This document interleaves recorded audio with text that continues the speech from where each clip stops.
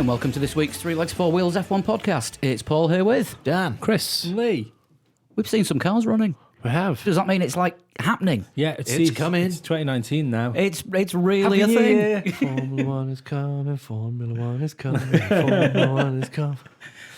Yep, it's not the proper Formula One season until you've seen the flatbed truck. And we have seen a flatbed truck. Although, did anyone go off today? We had a bit of a bet, didn't we, last week? Grosjean was the first one to be on the flatbed. Kimi got a tow. He was the first off. Yeah. Kimi. Seb tried.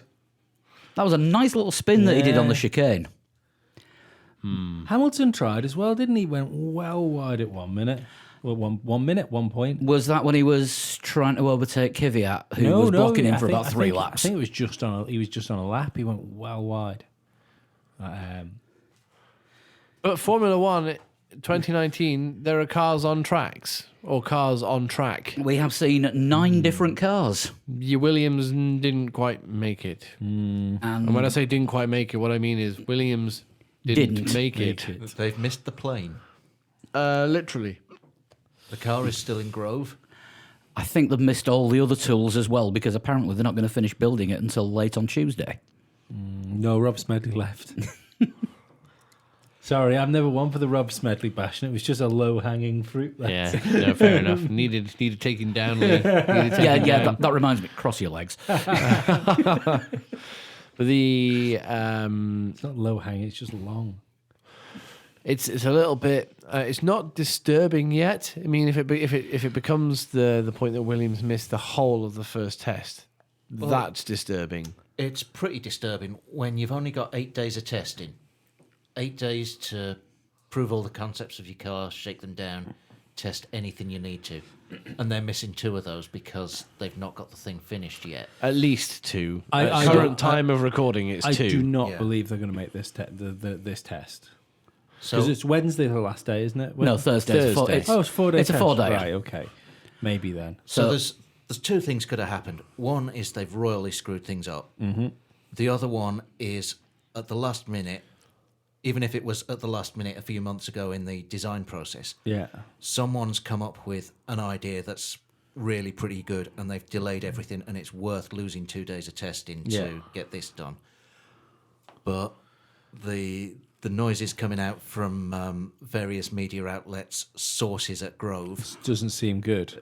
no one's saying, yeah, this is going to be good when See- it hits the track. I mean, right, first comparison is, at the minute, Braun missed the first test and everything was fine. Braun missed the first test because they had a brand new engine that Yeah. they needed to get fitted in 2 And weeks before. that's the thing. That was a rear end redesign. Yeah. Other teams that haven't built the car in time for the test, Manor and HRT. And McLaren, where the Prost and Senna McLaren that fucking blitzed everything.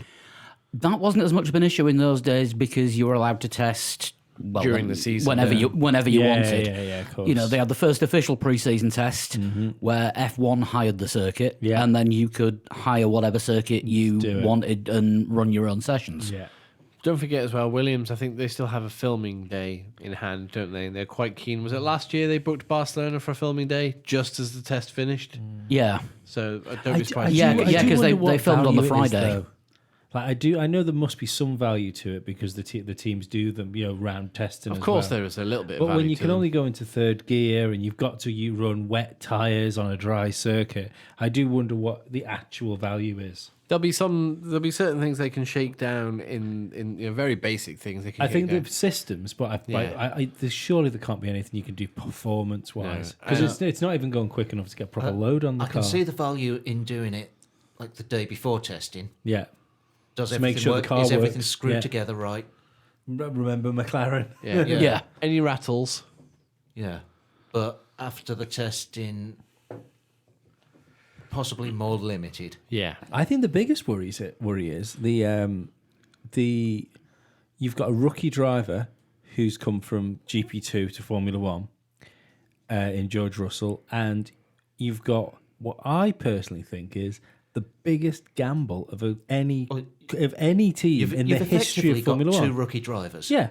Well, no, you got two rookie drivers, and one of them's physically impaired.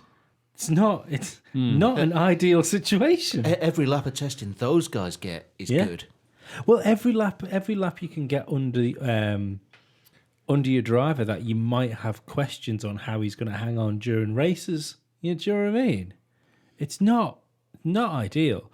I mean, like I say, I'm not going to push the panic button for Williams until they get the car there. But I am confused as to when you're building a Formula One car, what difference 2 days can make. Do you know what I mean? At what point does that car stop being unfinished, like it was unfinished yesterday, and then in 2 days' time, be's finished? I know what you mean. 48 hours. Well, it does kind of depend if they're still building bits of it. If it's still coming out of the carbon fibre Printers. printers or Yeah, but weavers or whatever wouldn't they you do. have thought if but wouldn't you have thought, because in general the cars are built at the track, so Well, yeah, they have to assemble the car at the They're assembled factory. at the track, but the parts are yeah, built somewhere else. But you would have thought that there'd have been something there. Right now, like you said, because I thought at least the car was there, but you were saying it was the show car. Yeah, that was the car that was at the launch, which yeah. is a 2018 car with the 2019 basic aero The garage package on isn't it. even rigged up. You know, with the computer monitors and stuff like that. The garage isn't set up for the team. Well, there's no point if there's nothing there for them to plug it in anything Well, into. that suggests to me that they're not going to make the first test, and this is a PR exercise. Well, everything that they would normally have there, it wouldn't surprise me if they've got it at the factory because they're monitoring what's going on with the car. No, because remember the when we were at Mercedes, and Felix told us that when we were there, when was it? A year ago last week. A year ago last week. Yeah. And they'd already sent like the team over, you know, like they'd sent For the testing. the data people and stuff like that to go and set the pit lane up. You know, because don't forget, these things aren't flown over there; they're stuck on a boat and then they're shipped across on the back of a lorry. So, you know, it seems weird. I could accept that parts need to be flown out, but I don't understand why the team's not there. That's why Yeah. I'm still convinced. I know you were saying before that the Rocket phone thing, the company behind them isn't exactly a new company, and they do sponsor other things as well. But this screams to me that a lack of funding from somewhere. Maybe. I mean, the Rocket deal was done quite late by all accounts. That's not a pun. Over a bacon bap with HP sauce, apparently. But I'm tired of bullshit Formula One stories. Have you seen, getting off on a tangent for a second, but it's my favourite Twitter account at the moment. It's called the It Didn't Happen Awards. no. And what they do is anything that looks vaguely bullshit, like my 3-year-old turned to me after his dad left and said, "Don't worry, Mum, everything's going to be fine." They call out tweets like that, and then they give an award to the best/worst one of the year. I'll send you the link. It is my favourite Twitter account Sounds these good. days. Back on brand, I'm a bit of a fan of the Autosport bot. Oh, the Autosport headline generator. It's pretty good. Raikkonen prefers shredded wheat over Weetabix with vodka.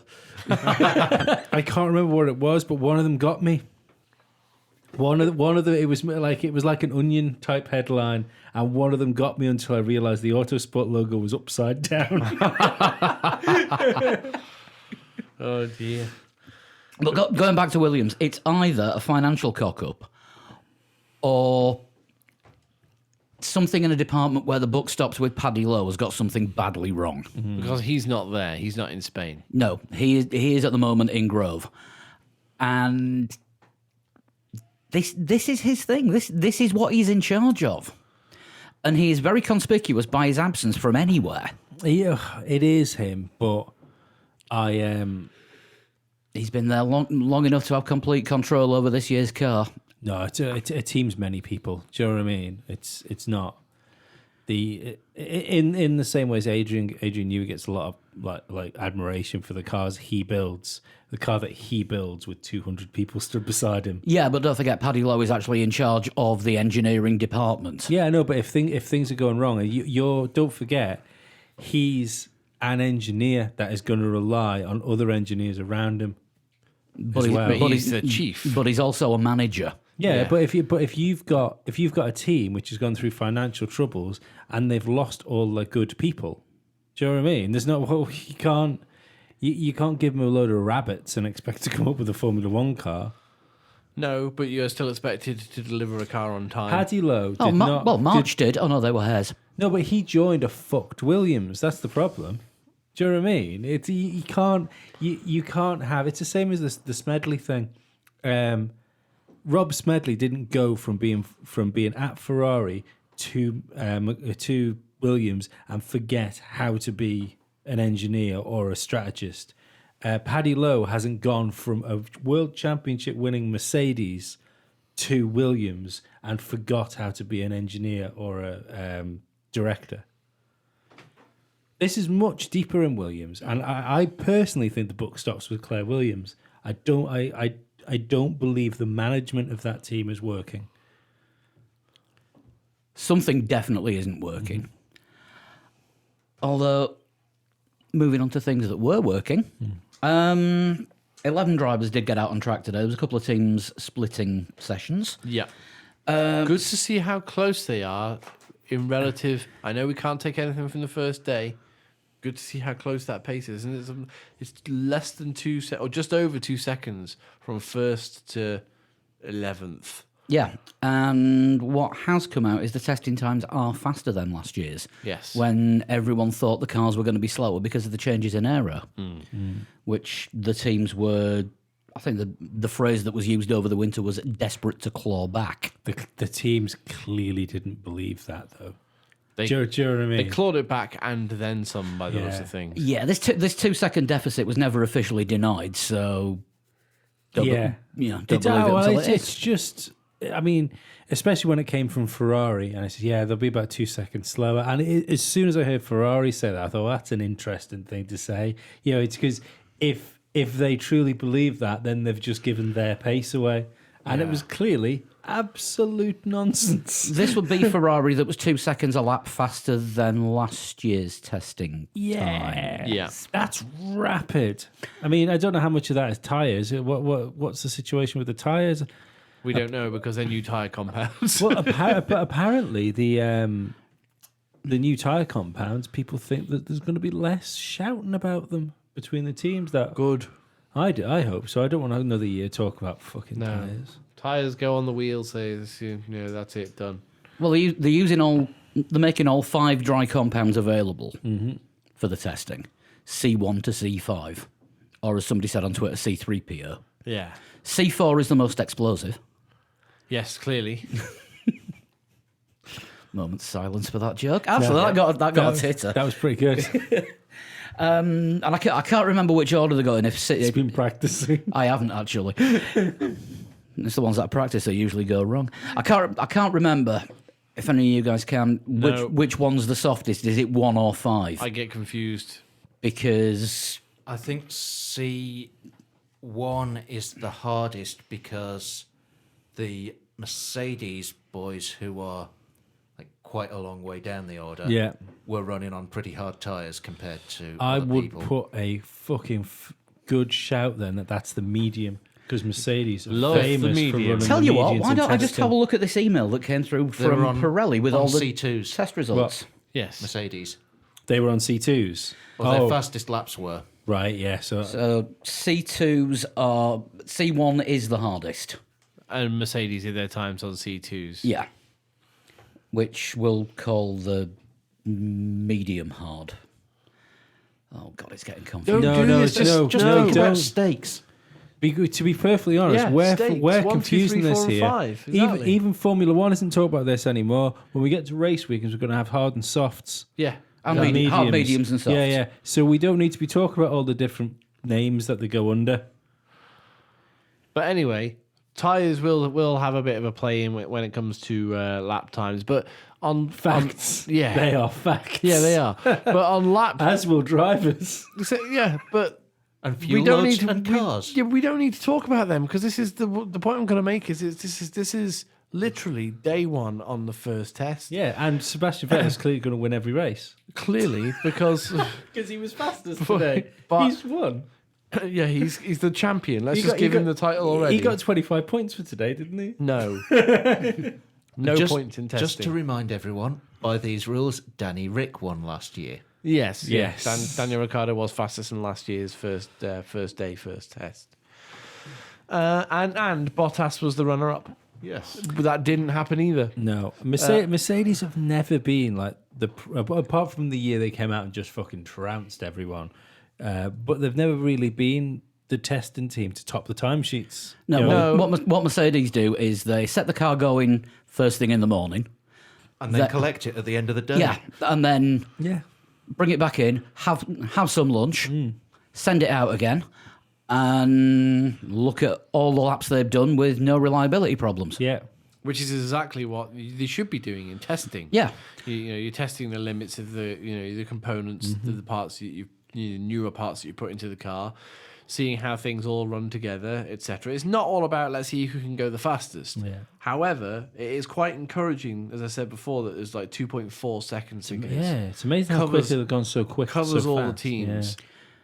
Another good thing that did come out today was pretty good reliability. There weren't all that many mechanical problems. No. Grosjean had an early one with a fuel pressure problem, which was sorted out pretty quickly, which is when we saw the first flatbed.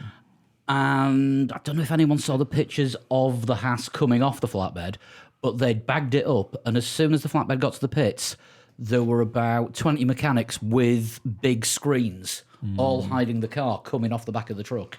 No one was having a look at that. Well, you can tell it's an aero shake-up year, can't you? Yeah. But then Karim Chandok pointed out There's that Ferrari distraction technique. about an hour into the afternoon session. Everyone's doing practice starts at the end of the pit lane. Every team has got a photographer at the end of the pit lane taking photos of all the opposition cars. Yeah. What's the point in being so secretive? You're going to get to see them anyway. Because coming off the flatbed, Yeah. sometimes you get to see the underside of underneath. the car. I suppose, yes. Yeah, And- and S ducts and things that you might not be able to see whilst you're looking down at the car whilst Yeah. you're taking a photo. Yeah, And Formula One cars are really low. So, it's Yeah. they're not the easiest thing to take photographs of. yeah. The floor is like Well, strangely they're one of the really most low apart from aerodynamic the parts of the car. apart from the back end of this year's Renault. That is a lot of rake on that car. The fucking They've Racing India Force, that's fucking that's the rakiest one. I'll say That fucking healed me while I watched it. Danny Ricciardo has taken the rake from Red Bull to Renault. he snuck that out in his Red Bull holdall, unpacked it in the hotel, and then took it with him on a towel into the Renault factory at Enstone. And went, there you go, lads. This is what you need. Yeah. So Renault have said, right, Danny, what secrets can you tell us about the Red Bull? He went arse up, nose down. Yeah. Make it feel like make it feel like it's going downhill. Yeah, unfortunately, the rake was that heavy that he had to leave behind his chances of being a world champion. We'll see. As I say, you can't tell anything from the first day of testing other than that reliability was good.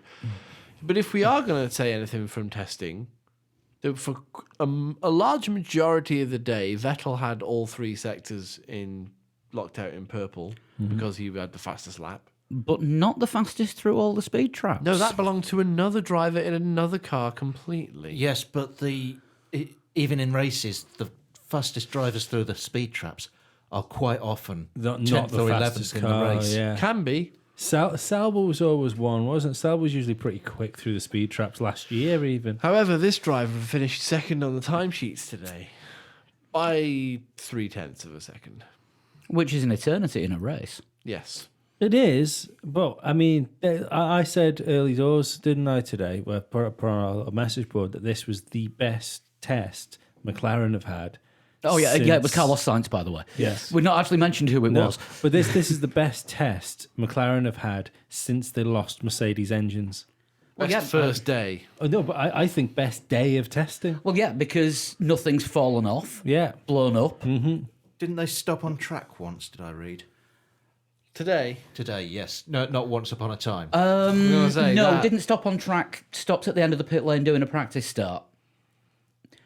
And I thought it and sounded like an unexpected thing. yeah, it was an unexpected thing when he went to do a practice start and nothing responded. So they brought the car back, checked it over. It was probably just one of these things that needed a reboot. Actually, people don't realise this, but underneath Catalonia, the circuit, there's a high concentration of quartz. And over the last few years of McLaren having Honda engines, they stopped out on track that much. There's actually ghosts of the McLaren cars locked into time and space. F1 facts you didn't know. Somewhere in a concrete wall in Catalonia, there is a ghost of an electrocuted Alonso. But it stopped there, and it's just him going. Luckily, the real Alonso was pulled clear. It was enough electricity to make his hat stand on Well, end. it's a real Alonso in a parallel universe. I miss Alonso already. Does anyone else? He didn't really get electrocuted. No, but I mean, does anyone else miss Alonso already? Like he's not in McLaren Formula by the One. looks. Well, I've got to admit, it was very, very strange to have a first day of F1 testing, and there was no sarcasm coming out of the McLaren garage. Yeah. Do you know what? The first thing Apparently, he is going to be there next week. What testing? Whether he's in the car or not is a different matter. That will be interesting. I'm calling it. If he has a test in that McLaren and he goes fast, one of the drivers in that McLaren isn't making Australia. If there is even the smallest sniff, because you said what, three tenths behind Ferrari. Let's just spitball for a second here. And Alonso goes quickest. Yeah, no. I'm just saying, let's just for instance say that McLaren that's what the order is going to be. McLaren is 3 tenths behind Ferrari. Alonso can win a championship. That's 3 tenths behind the fastest car. Yes. Yes, he can. He can at least win races and cover himself in glory rather than. I think he won a championship against Michael Schumacher in a car that was probably about 3 tenths off. Yeah, there is that. I already miss Alonso. The McLaren store, which I was just looking at the pre-order for the 2019 team wear. Has Alonso team shirts. No, the Kimoa hats on the McLaren store are really cheap. If you want a Kimoa hat, they're like £6. Oh, are they? Yeah, I might get a Kimoa hat. yeah, they're like the Japanese one, with the Japanese Yeah. flying. Yeah, about £6 on the McLaren store. It's payday next week. Yeah. Thanks, Fernando. Send the check in the post. But what are the chances then? We're talking bollocks. So what do you think the chances are when we had our last guest on? She happened to mention that her bold prediction was that Fernando Alonso would race next year. Yeah, didn't she say that he would do a race or one race in 2019? Yeah, but she would be surprised if it was Australia. Well, we know it's not going to be Monaco. Yes. Well, He's busy that weekend. Is that the Indy? That's Indy. I wonder what he'd do. Do you know what? Let's just see what unfolds, because if he does, if he is going to be at testing next week, if he does don a set of overalls and just gets I would in rate that the McLaren, chances of that as pretty low, to be realistic. But it depends. Is he the reserve driver? no. What Zach Brown said is we have lots of reserve driver options. Right. Okay. So he's a reserve driver then, isn't There's he? him, there's Sergio Sette Camera. there's still Nick De Vries. Well, we're talking rubbish. I'm calling Didn't it Nick here. De Vries go to Renault? If Alonso has even the smallest chance of winning races and a world championship in a McLaren, there is absolutely no chance of him racing the Indianapolis 500. That would get fucked clean in the bin. I think, yes, if he's in the car in anywhere before Monaco, Yeah. and if it's in with a sniff of podiums, Yeah. Massive chance of Lando Norris doing it if that was the case. Yeah. Because unfortunately, that's who would end up sitting out would be Lando. Well, no, I think so, yeah. I think Carlos and Lando might take turns if Getting screwed over by Alonso? No, because I don't think Fernando would do the whole season. I think if there was a chance of winning, because that's why he's not in there this year. is yeah. because If the car's capable of winning races, I think he will do what he can to be back in it and grab another Formula One World Championship. If you gave him the slightest chance of winning another Formula One World Guys, we're Championship, talking about this after day one He of would- first test. I'll reiterate. Yeah. I don't think Fernando Alonso. no, I don't think this is going to be either. in the car. But if he was, if there was a chance, In Bizarro World, he would go back in time, find his favourite childhood Paul's pet. looking shocked, like he's just seen on Twitter an announcement that Fernando No, Alonso's in the car. still, Nick no, de Vries. Nick de Vries is still with McLaren. He's still with McLaren, okay. He's been on the Young Driver program for about 12 years? 15 years. Yeah, something like that, yeah. No, I think it is 12. But if he thought there was even the slightest chance of a Formula One World Championship, he would get a time machine and go back and sacrifice his favourite pet to Baphomet. If that would help him, even in the fucking slightest.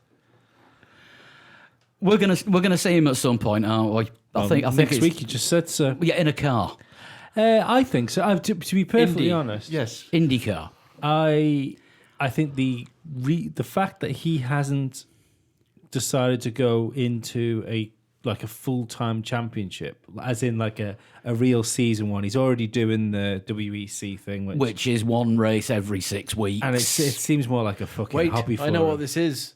I know what this is. I know what's happening. What? McLaren had Alonso and Button, and things went horribly wrong. They've They got rid of Alonso and Button. They got rid of Alonso and Button, and now things are working again.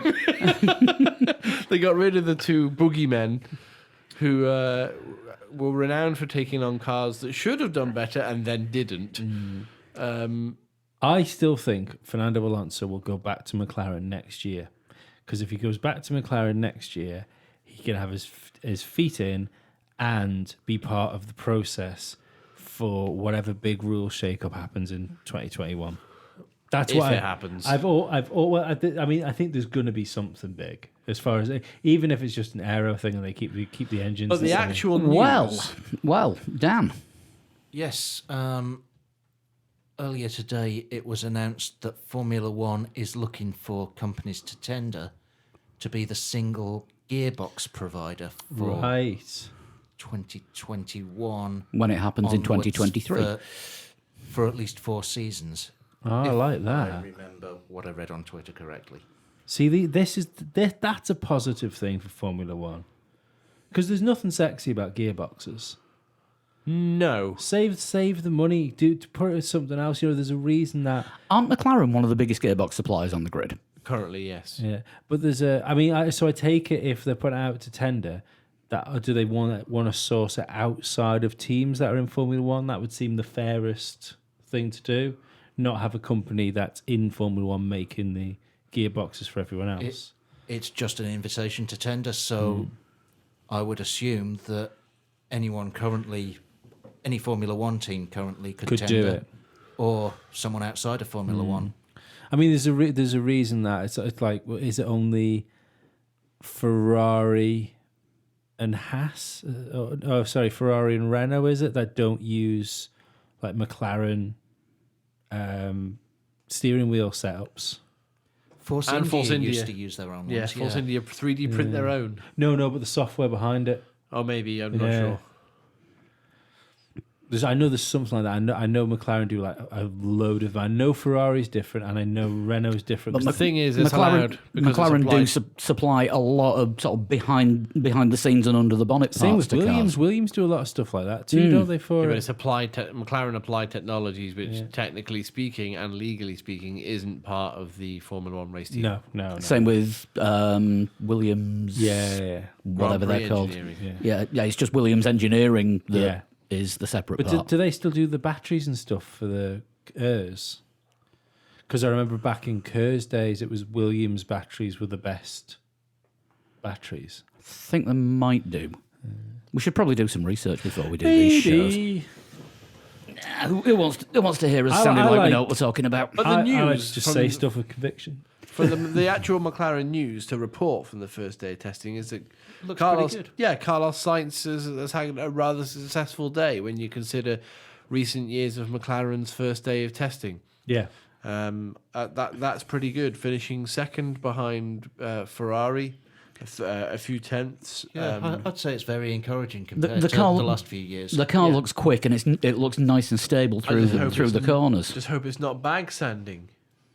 No, I hope so. He was doing quite a lot of long runs, and his times were there or thereabouts. Yeah. I think a lot less pressure on Carlos Sainz this year as well. I think there was pressure on him in Red Bull, pressure on him at Renault. McLaren, I think there's loads of pressure on Carlos Sainz this year because this is the first time he's ever been a team leader, and he's got a rookie teammate that if he gets shown up by his rookie teammate, it's done. Like Worse than that, he's got a rookie teammate who is part of the team. Exactly. yeah, I think it's a lot more relaxed for Carlos Sainz than it was at Renault. I think the main reason that it's a lot more relaxed for him is he's free of the Red Bull shackles. Because even when he was at Renault, he was only there on loan from Red Bull, and they still determined whether he would get put through a meat grinder or not. Well, no, because we already discussed, didn't we, that it was... He chose to leave. It was Red Bull main seat or nothing. He couldn't have gone back to Toro Rosso. So, Yeah. I mean, realistically, I'm pretty sure that if he had the chance to be in Gasly's seat, he'd be there instead of in McLaren. Yeah, now listen very carefully to how I'm going to word this. He chose to leave Renault for McLaren when he found out that he probably wasn't going to get the seat at Renault full time. Yeah. And that was because Renault had signed Daniel Ricciardo, but couldn't obviously tell anyone that they signed Well, him. he went to McLaren not because of choice, because he had to. Yeah. I mean, by looking at it, it might not end up being a bad move, but I still think there's just something. There's something about Carlos that when he looked on equal terms with Verstappen, it looked like either of them could have gone on to do things, whereas Sainz seems to have stalled, in progression to the point where I'm not convinced there's any more to be seen from Carlos Sainz. I didn't send you that picture, did I? That I was talking about last week. I got messages on Twitter asking for me to send that picture of Carlos Sainz through to them. The hot chocolate picture. Oh, yes. Also, Carlos Sainz in the Lee melt. pictures of him and Lando Norris is that handsome. He looks computer generated. Oh, do you know what? I'm about to change your mind on Carlos Sainz completely. As in to a completely different level of Carlos Sainz love. Yes, you didn't see this last week. No. So this hot chocolate manufacturer that they've signed a deal with. Yeah.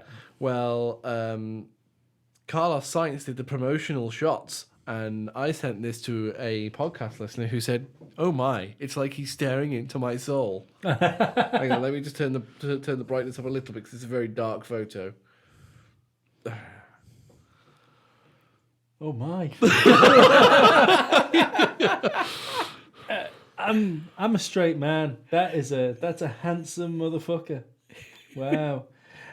What I did notice in the McLaren, I think the phrase you're looking for is cheekbones you could take wallpaper off with. and I know You're a decorator.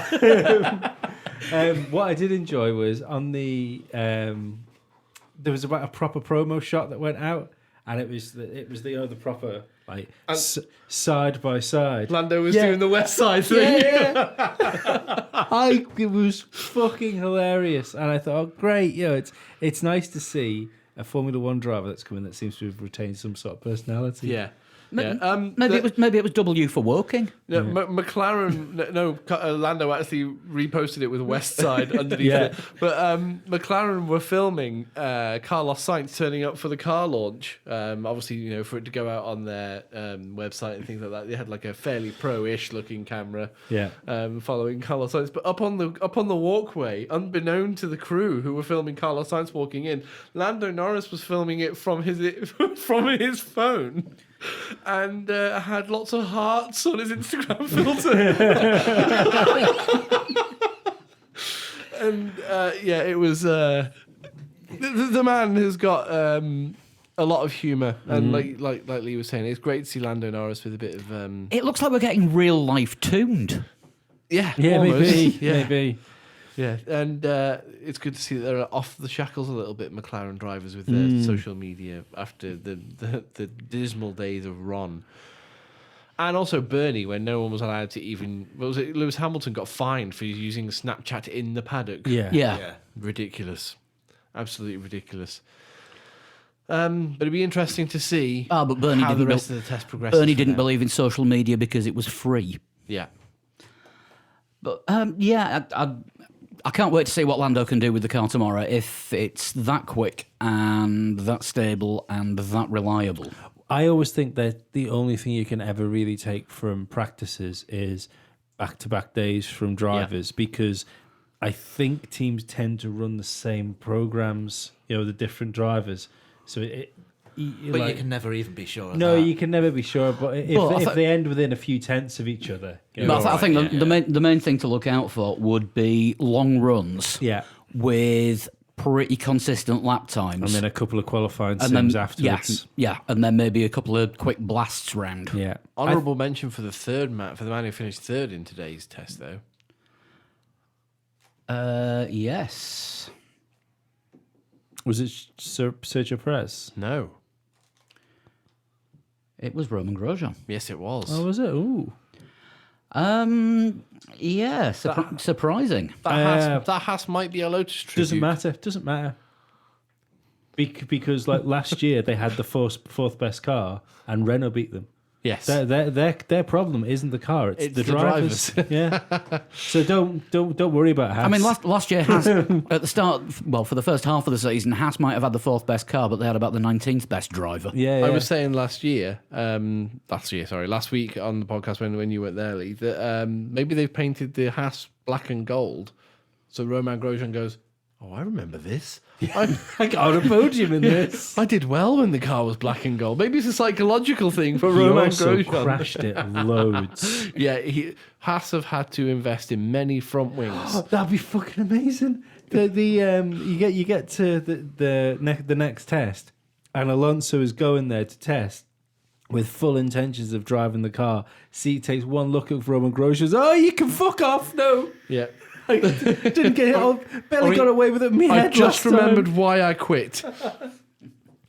Or he goes out on his first testing lap, and then something black and gold comes in, spears him from the side. Unexpected Maldonado. Then he wakes up and it's 1995 and he's still go-karting. Shh, we don't talk about that. Is that where Ziggy pops up? No, but I mean, Haas had as we said at the beginning of the season last year, they had the fourth best car, And half of a team. but they were really unfortunate, if you remember, with the double retirement in Australia, because it looked like they were going to go really, really well. Maybe they're going to reach just that little bit further, and who knows, maybe they can trouble for a podium early season, because That would be great to see. yeah, because traditionally what Haas do is go great guns early on and then slowly fade away a little bit. Is your coat getting a bit warm with the back to the fire there? Yeah, I was just worried about Fire. coat. Yeah, things catching fire. Yeah, it's a good thing to be worried about, Dan. But no fire in the Haas garage, though. No. No. Nice self segue. Yeah. Now, is K-Mag in the car tomorrow? Yeah, Probably. Yeah, it looks like K-Mag's going to be doing a full day. They Haas seem to be doing one day of each rather than doing split days. Yeah. Moving a bit further down, Max Verstappen in the Red Bull fourth. I like how he fastest. spent half an hour on McLaren and 3 minutes on Haas. To be fair though, Haas are a boring team to talk about. For now. But no, I don't. What have they got? You've got their best driver is at best a really average Formula One. Did you driver. watch the Grand Tour last week? What? Did you watch the Grand Tour last week? I don't watch it. They're talking about Roman Grosjean and how he's the 15th best Formula One driver in the world. But like he's, and you've got Grosjean that looked like he could be really quick about 5 years ago, but every time he tried to be quick, he crashed. That's Magnussen saved Haas that team last year. Haas is an exciting team, but for some reason they've got no idea how to hire drivers. Yeah, they just keep. I think they wanted Giovinazzi for this year, but when they found out that he was going to Alfa Romeo, they just They panicked. well Yeah, but I'm the not day being after funny. the Sauber Alpha announced that they were doing their Giovinazzi Raikkonen lineup, the very next day Haas were like, yeah, we're retaining Grosjean and Magnussen. Yeah, but if like Grosjean was one of my options, I would have a plan C, D, F, and G. And Z. Yeah. Is Felipe still available? NASA, that is. Is that? Yeah. And Zed would be Zanardi. Yeah. It's a strange one for Haas. Consistent, should we say, with their driver lineup, but Grosjean's got to do better than he did last year because Kevin Magnussen, what was it, first 8 races of the season, Kevin Magnussen scored all of their points. Yeah.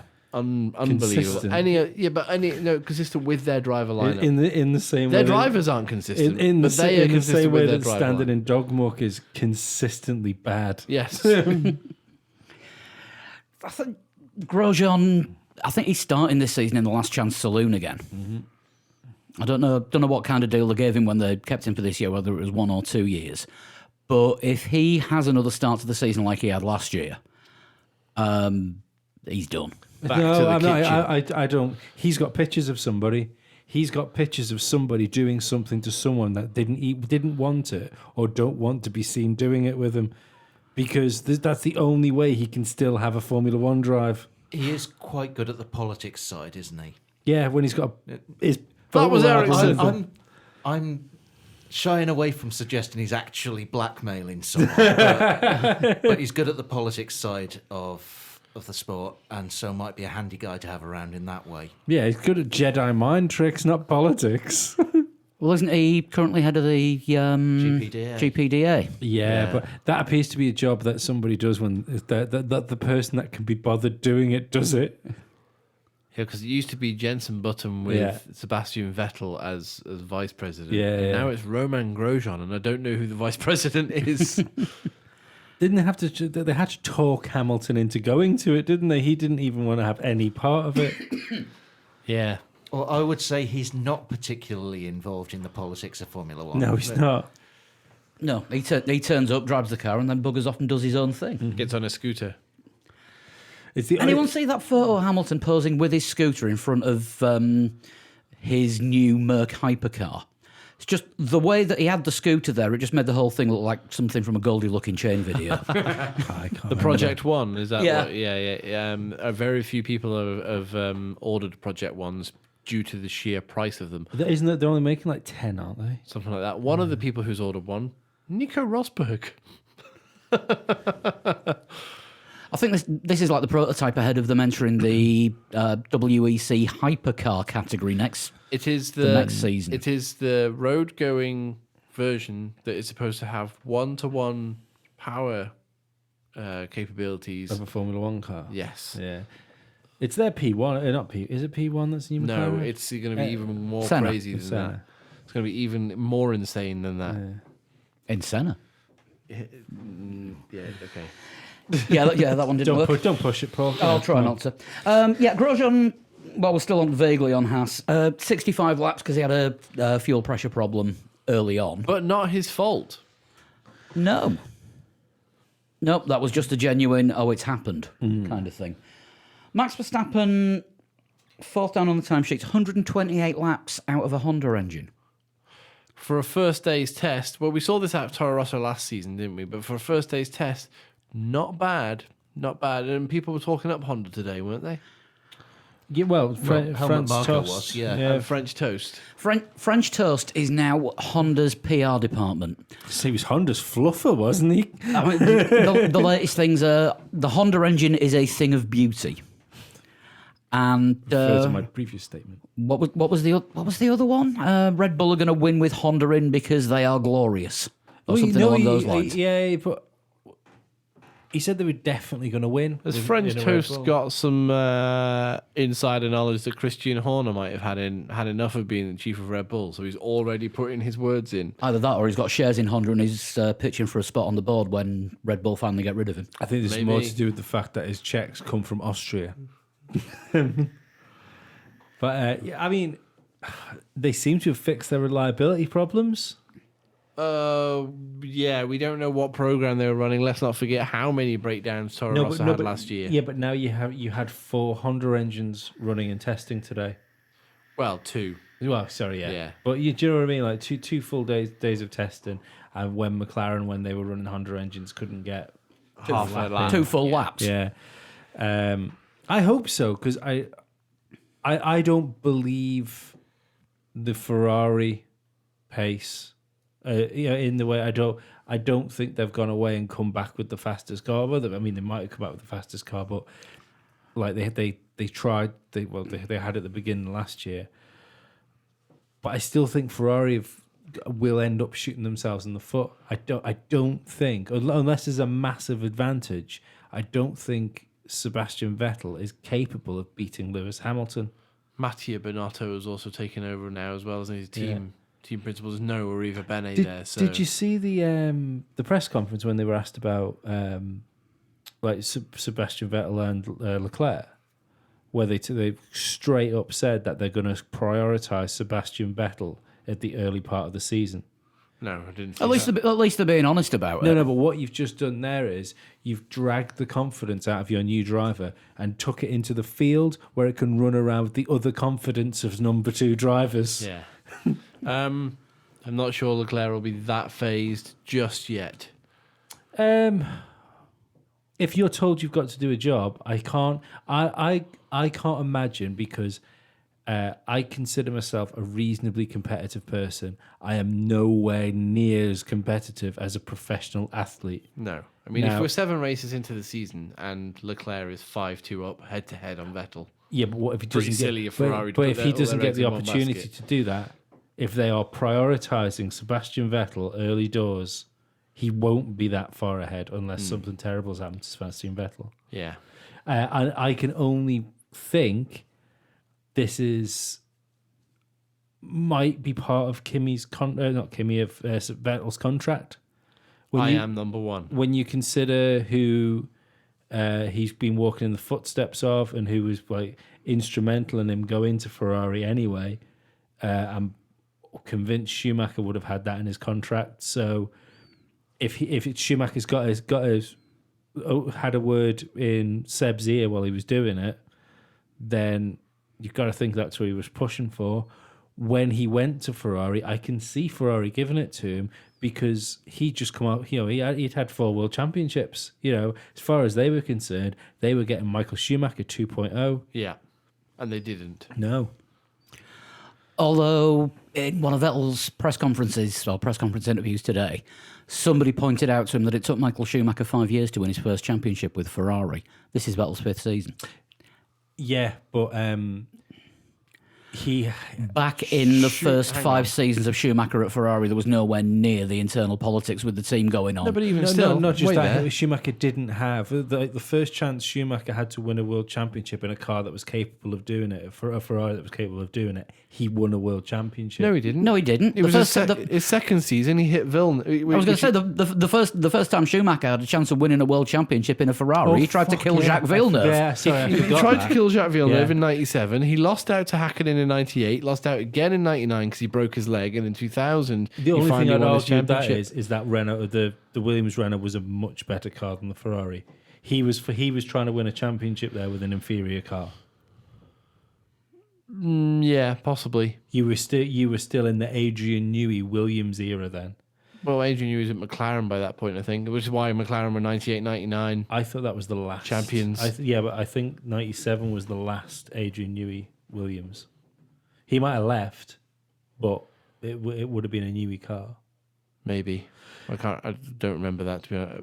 I can't recall exactly when Adrian Newey left.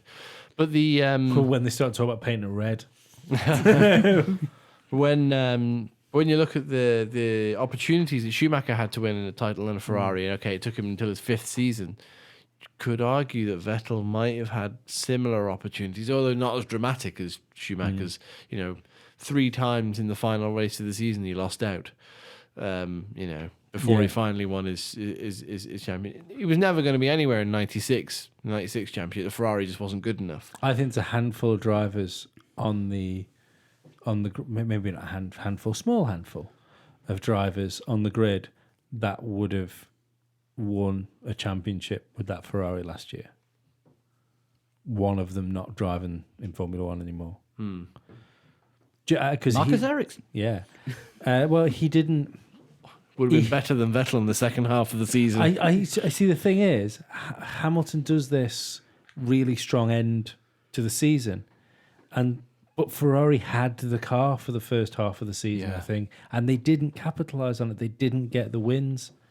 Well, not to do like a season review, but if you remember when after Belgium and Hamilton was like, there's no point in even chasing Vettel because there was no way I could, even if I could catch him, there was no way I would be able to get past him. Yeah. Because he would have just flown straight past me again. And then 2 weeks later, in Italy, when we were all expecting Ferrari to just blitz it, somehow they got it wrong and Mercedes won the race. Yeah. But going back to the Red Bull. Yeah, the Red Bull Honda as it is now. Yes. Shame they didn't keep the launch livery.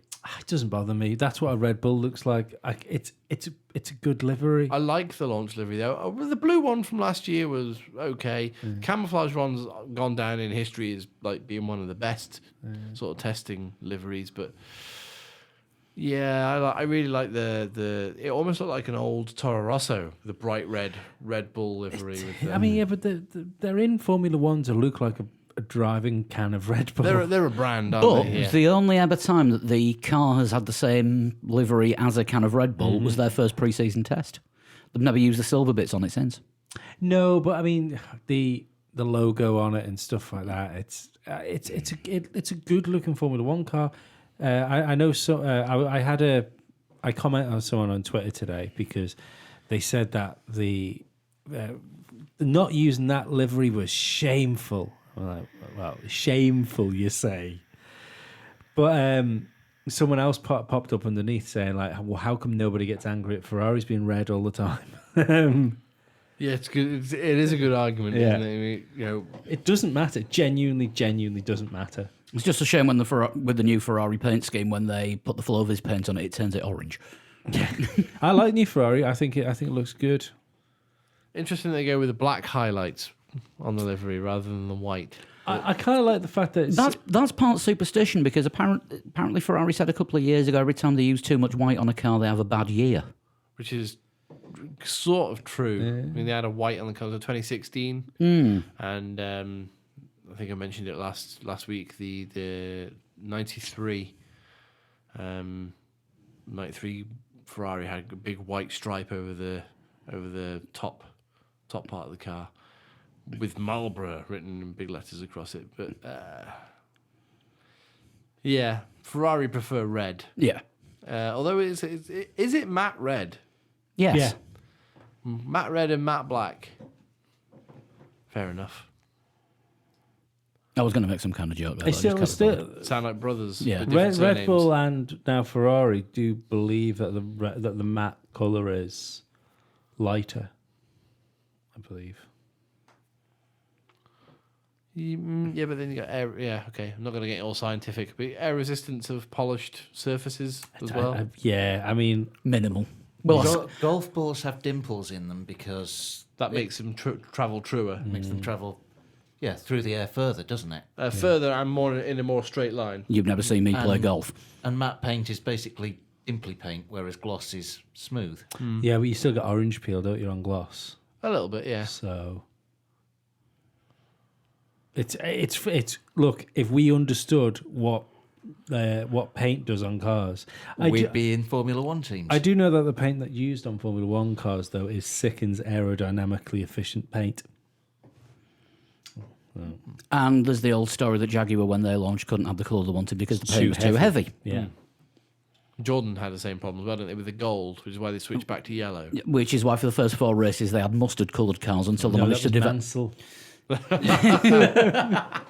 Yeah, they had the mustard-coloured cars until they developed a light enough gold paint to use. Yeah. I think the real reason that Jordan got rid of the gold was it looked terrible on TV. All right, they went back to well, not back to, but they went to the bright yellow. Yeah. It did. It wasn't.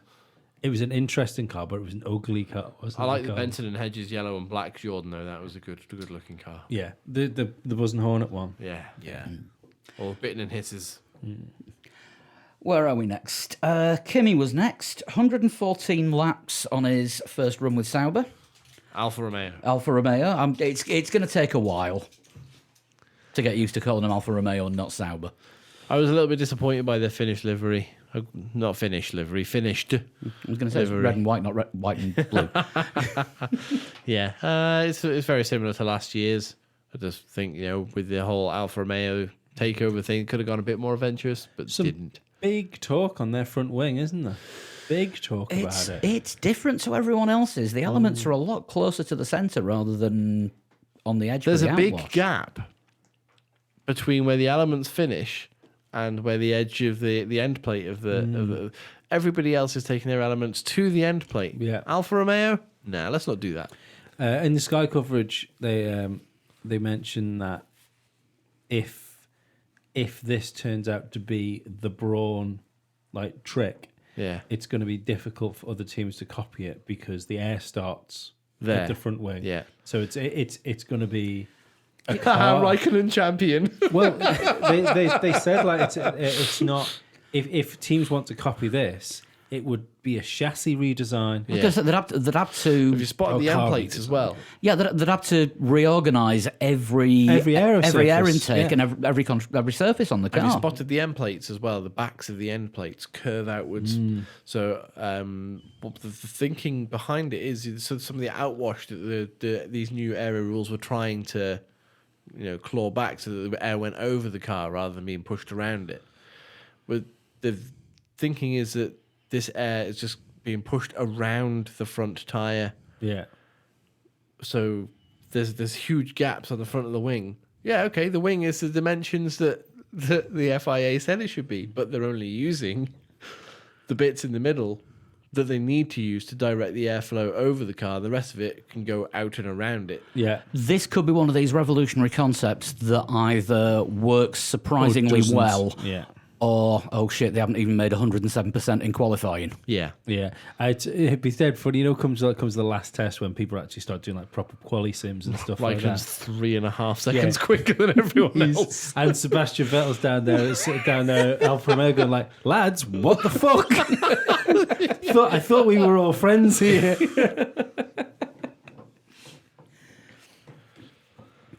But it's still good to see a car from the Swiss team doing well. Yeah. Yes. Yeah, I mean we've gone over it so many times. Let's not run over it. It's still Sauber, but it's Alfa Romeo. I am genuinely happier to call that car Alfa Romeo because Alfa Romeo is a cooler thing to have in Formula One than Sauber, and there's no nostalgic memory for me with Sauber.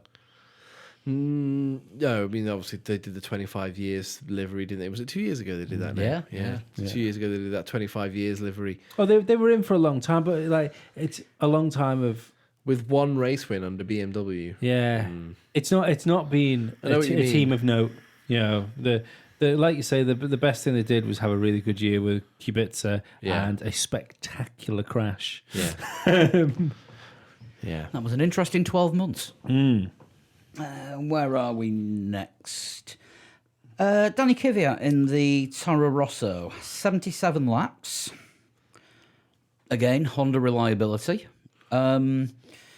Held Lewis Hamilton up for a few laps, and I'll tell you what, I really wish they had team radio on during the testing session because I think the beep machine would have been getting tested with Hamilton stuck behind him. Finally got past him under DRS on the start-finish straight. But that's one thing that we haven't talked about so far, the effect of the new DRS regulations on the rear wing. Yeah. It's huge. Yeah, it does look like somebody's just folded the rear wing away Now- when you open the rear wing. I wonder. I was just thinking about this when I was looking at the Ferrari picture that I showed you.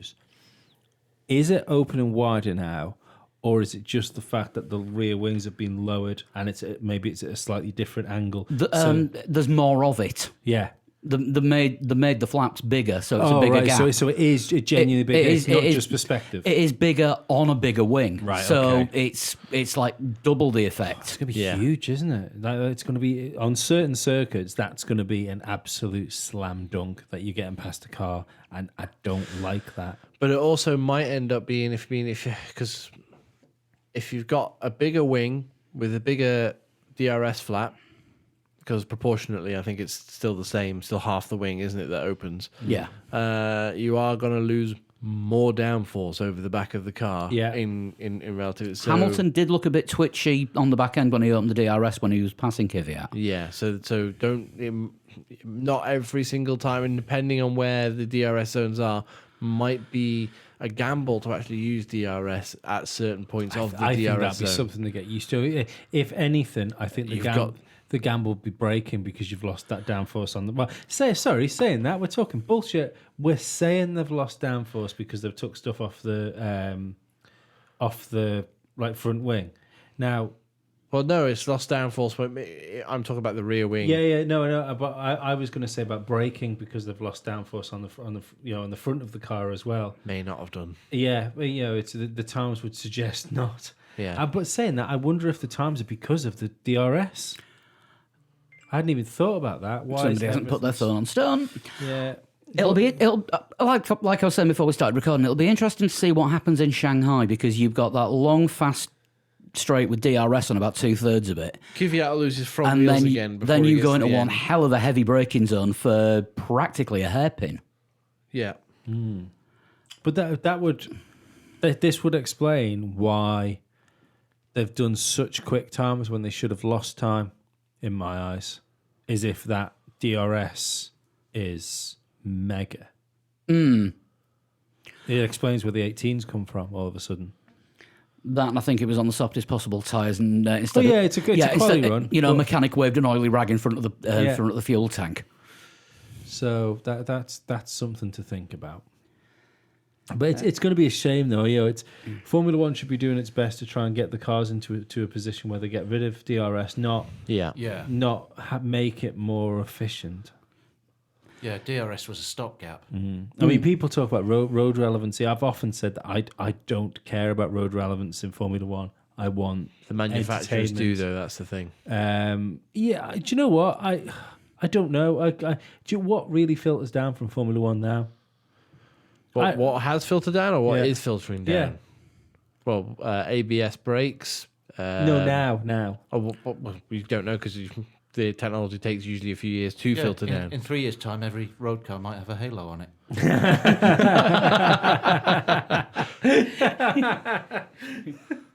But You don't know. There are cars now that have got energy recovery braking on them, and that was Formula One technology. What, like to 2010, 2000? Yeah, but I think that sort of stuff was going to come anyway. You know, the electric cars were a thing before Formula One started using Oh, no, it's hybrid not. technology. Yeah, no, not even electric cars. It's just the energy recovery braking. No, using but like hybrid cars were a thing before Formula One. brought it into- but that's why Formula One went to pretend. hybrid for the road relevancy thing. Formula One went to hybrid, so they didn't look bad. Yeah.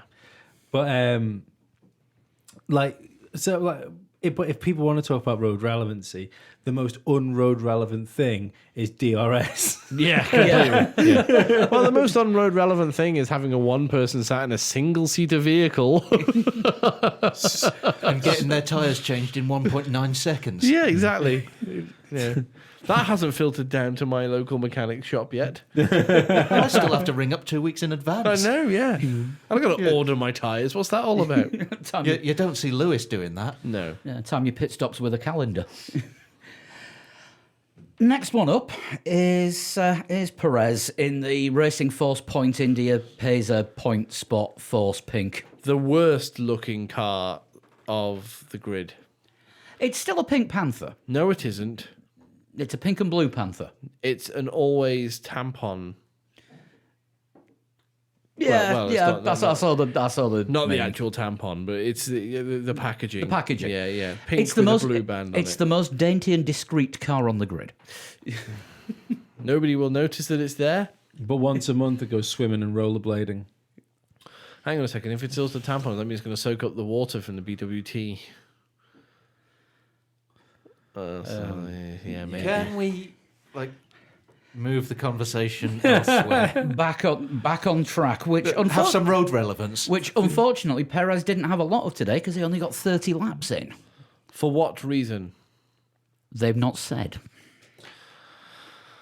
Or I haven't seen anything to say what's been said. Let me just see if there's a... Jet lag from the launch in Canada, perhaps, was it? Because that was a good idea. Well, Crofty was presenting the launch in Canada, and he was commentating. He has to sit in a booth and watch what's happening and talk about it. He doesn't have to get in the car and drive really fast. No, I mean, jet lag shouldn't be anything for a Formula One driver. I am, of course. So what messing is about. this? So I just missed that because we were Perez got 30 laps in. Perez did 30 laps. Yeah. They haven't said why. I haven't said why. I'm just looking to see if anything's been sent through. Well, we have to reapply with Racing Point now. No. Still get press releases. Sorry, Just- Sport Pacer Racing dot. Sport Pacer Racing. Point. Let's not say the other one because Which it fits in with. Which it fits in with what the car looks like. Yes. I wonder if then They haven't sent a press release through about it. They are the only team that haven't actually sent something through. So they are keeping very quiet as to Why they've been what quiet. the issue was. They, thinking back over the last few years, as Force India, they never really came out big in testing, did they?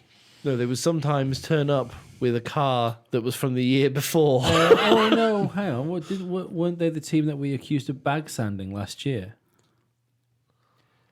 Not last year, I don't think, but maybe the year before. Maybe. I thought it was last year that they did. No, it was the pretty year well. before because they might not make the test, and then look, they're really quick. And then they were nowhere in Australia. But then came good. I wonder if throwing them out to do a quali run on some soft tyres towards the end of the session there was to mask the fact that they didn't get a lot of laps in. So there's a good news story in there somewhere. Yeah. Possibly. If that was a fast quali lap, it was 1.3 down on Vettel. I mean, realistically, they should be pretty strong this year. They're going into a season without the money worries they've got. All the new personnel taken on. Yeah, they've got a pretty handy driver in Perez, at least. It will. The measure of the other driver It'll be will be interesting. against Yeah. Perez. It'll be I interesting. just hope they've built a good car. I mean, they managed to do it now, 4 years in a row? with nothing. With with no money resources. A bit of a shake up the Comparatively. team. I hope that doesn't change the dynamic and, they fall from being fourth to being last. Although they are last in the stakes of cars that look Is good. Bob Fernley still there? No, at he's McLaren. he's running McLaren's Indy gone program. on. Yeah. So have they lost? None of the team principals that were there are there. Otmar Schnaffnoy is now Team in principal. sole charge. Right. Okay. Well, no. At least it's because at least there's some continuity there. For the people that are already there. Yeah. I think for testing, your And ideal. Andrew Green's still chief designer. So he's been there for a few years. I think for testing, your ideal is you go out and bang a lot of laps down. But on day one, if you need to do some tuning to the car and fix a few problems that you found, it's not the worst thing in the No, world. it's not the end of the world. I do think Force India might find themselves becoming the Williams though. Remember the same thing I said when Williams were really good.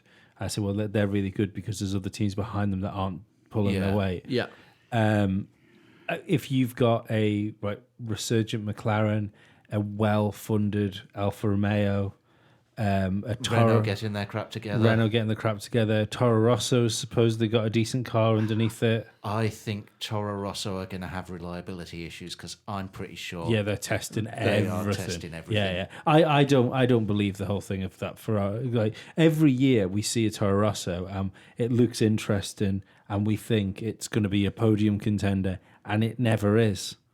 I add that with the fact that they seem to have drivers from the Red Bull bargain bin. Yeah. I think that sums it up, doesn't it? The fact they've got Kvyat back in that team shows they don't care about results or who's in the car. They just need peddlers to push it round. I think Kvyat in the team shows they want someone experienced, Yeah, not someone new.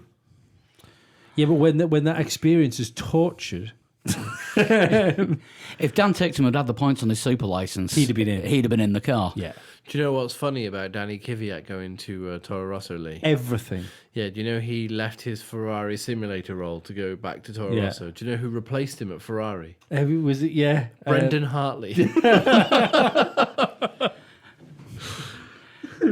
who is taking Jenson Button's seat for the next 2 WEC races, and then Let's hope Jensen hasn't pissed in it. switching to an LMP2 team for Le Mans. His experience in endurance racing will come in. Has he got experience in endurance racing? No, you know what? You know what will happen? He'll have a problem with the car, and he'll come out with, "My experience in the Ferrari simulator helped me with this." Yeah, Brendan Hartley sharing Ferrari sim duties with Pascal Wehrlein. Yeah, who's a Formula E driver. A home of rest for broken Formula One drivers. Well, Pascal Wehrlein now does look a little bit like a Bond villain He looks quite manly now, doesn't he? with his curly moustache. Yes. What's Well, that all about? He's taken up boxing as well. Yeah. Anyone see before the Formula E race on Saturday night? They did a feature about him doing boxing training, and Just they had punch him. him in the neck. they- It's his they- weak spot. They had him in a boxing ring, all tooled up and sparring. Sure, you're going for his weak spot. How about punching him in, keeping a Formula One drive? So yeah, we don't know what was the problem behind Racing Point today. No. I'm sure we'll find out later in the week if there is a problem. And We'll see tomorrow. If they go out and bang a load of laps in tomorrow, then it doesn't matter. No, we'll see on Wednesday when Perez is back in the car. Are they saving the car for Stroll? Because it's Stroll's day tomorrow.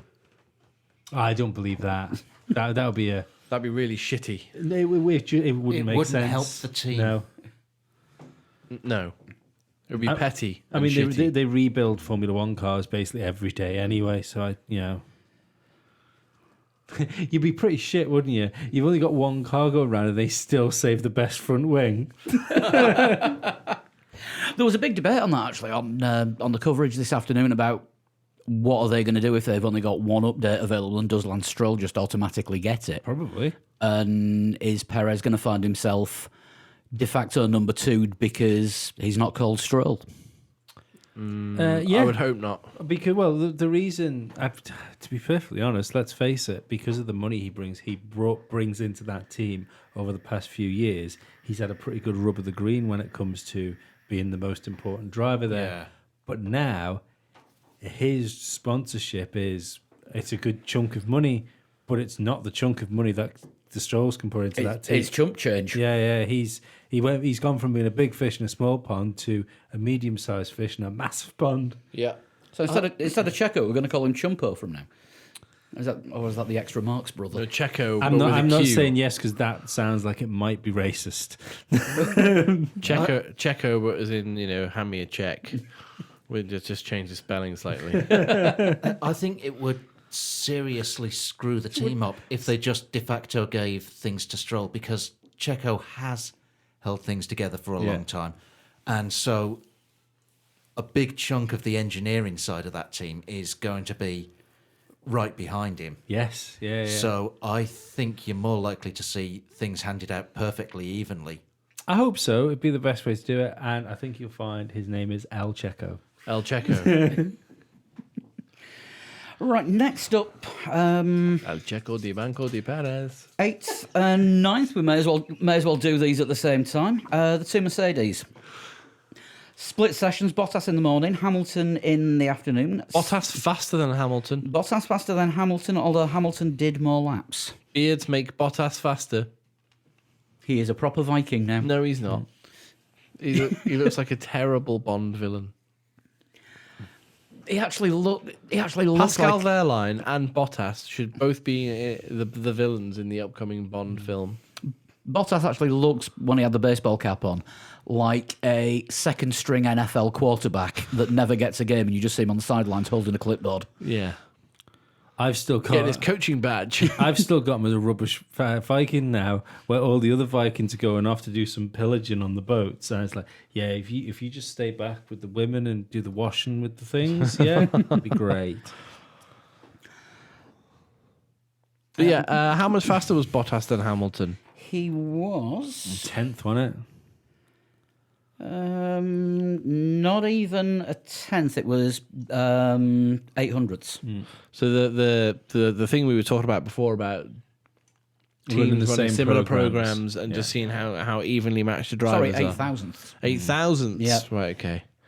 So yeah, I mean it's good for Valtteri, but that probably picks his confidence up a bit that he's trying to rebuild over the winter. The fact that he can, all right, okay, he is faster, but let's not get carried away. He can at least know that he can match his teammate on a testing day. He's not completely broken. Everything's fine. I can go into this year feeling a lot better about myself. Yeah, I think One hiccup though, like you look at the It's a rubbish beard, isn't it? It is a rubbish beard, but it does suit him. I from Valtteri Bottas, I would expect a B tier beard. You're only saying that because you've actually got two beards at once there. I've got a great beard. It's my birthright. But you were doing beards before they became fashionable. yeah, and my father's father was doing beards before that. And his father's father was, well, we don't know. But But one thing that we did see from Mercedes was obviously no qualifying sims, no real flying laps, just Every team runs a different program. stick the car on the track and drive the hell out of it, which is the Mercedes way of doing things. unless they're in trouble, unless they are genuinely in trouble. I don't think they are. I don't. No. I would find it strange. I mean, look at McLaren. I mean, we don't know that Carlos Sainz didn't run a really quick qualifying program to when he did his lap. I'm sure anyone in the 18s was running a lower fuel quality lap on. Yeah, soft possibly. But you got the Mercedes who may have just been pootling around, and then they've looked at if somebody has just accidentally said out loud in a paddock, "Good qualifying run, Carlos," and somebody from Mercedes has heard that, they could look at that data and go, "We weren't even trying, and we're only that far off them on those tires. We could probably, we were all right. We're in good shape." Or, as you It's been the say, Mercedes philosophy to make sure everything's working, then go looking for the performance. yeah, always. I think Mercedes are potentially going to be very, very scary this year because when they launched the car, Toto Wolff said that they've fixed the problems that were there with last year's car. Like, shit, if last year's car had problems and Hamilton's genuine reaction to going out on that one lap at Silverstone when he let it go a little bit on the hanger straight, burst out laughing and went, "This car is amazing. It feels great." if That's going to say, even if that's just mind games this early on, that's scary. yeah, Remembering he's only allowed up to third gear. Yeah. what was it? The best first day at work I've ever had. Yeah. I just get the feeling that come qualifying in Melbourne, that Mercedes is going to be the most terrifying thing on the grid. I don't know. Mercedes historically hasn't been great in Australia. No. They usually start quite tentatively, don't they? Yeah. I don't know. I mean, it's realistically, I think it's down to Red Bull and Ferrari to see what they've got. You know what I mean? We don't know what the other teams have got. We don't know what anyone's got. No. That's the thing. We are literally one day into testing. I find it interesting that Mercedes' sort of long run pace, what they were doing, was very similar to what Ferrari's long pace run was, and what McLaren's long pace runs were, and what Red Bull's were. And then when the guys that we think were doing quali runs put quali runs in, they were all pretty similar as well. So I think that if there's anything we can sort of gather from this test is we might be looking at a reasonably close grid. And that would be ace. And it has been said all through the off-season from some of the other teams that these aero regs do lean in the favour of the lower teams more to bunch the pack up.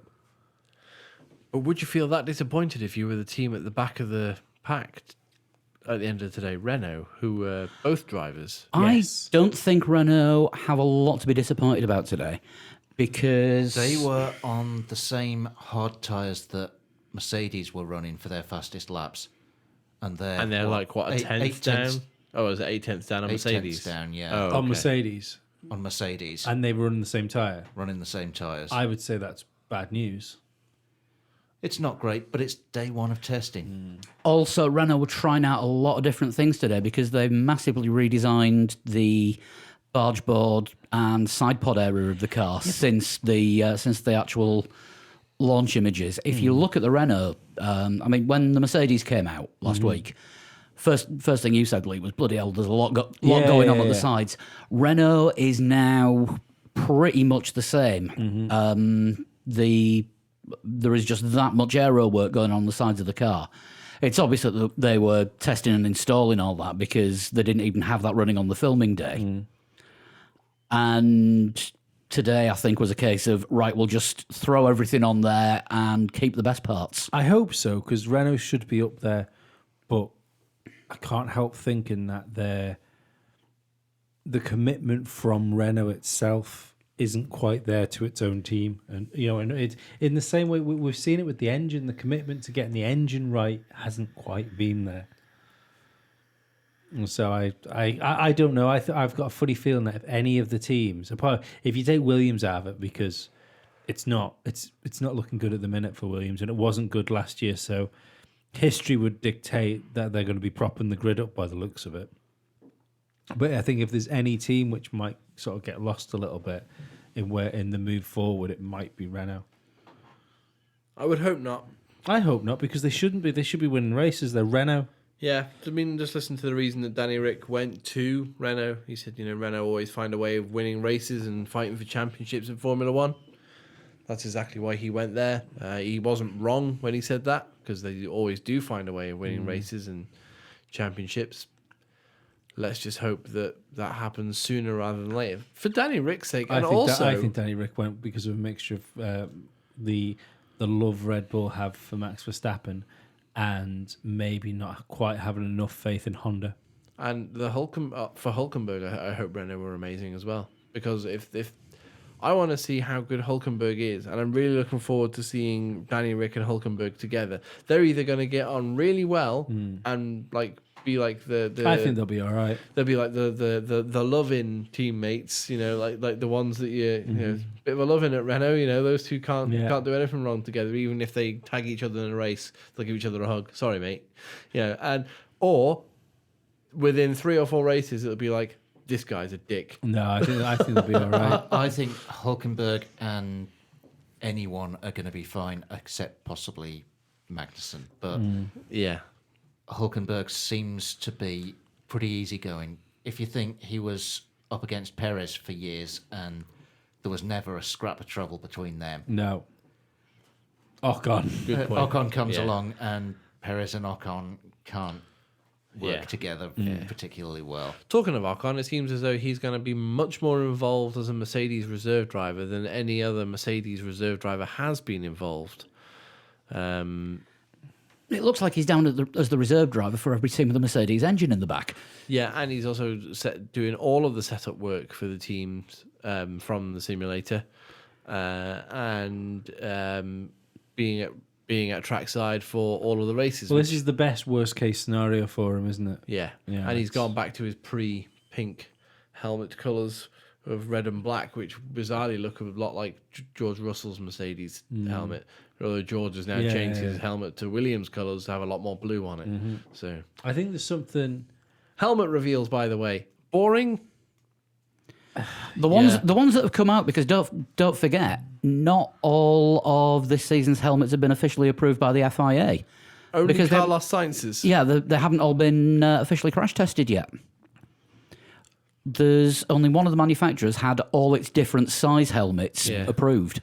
It's a non-story though, isn't it? When you talk about these companies that I think it's probably because the FIA dropped the regulations for this year on the manufacturers a little bit on the late side, so they didn't actually have time to develop what they were building the helmets out of. Yeah, I mean it's.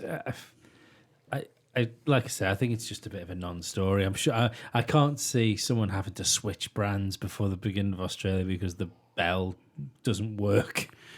Yeah, but I mean, the whole sort of helmet reveal thing in general, where the driver sits there and goes, "Oh, here's my design for 2019," and then takes a helmet out of a bag and goes, "What do you think, guys?" You look at it and you go, "It's all right.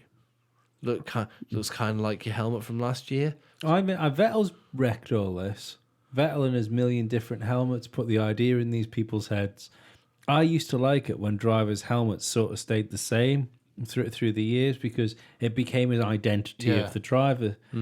I think it's a real shame actually that we get all these different things.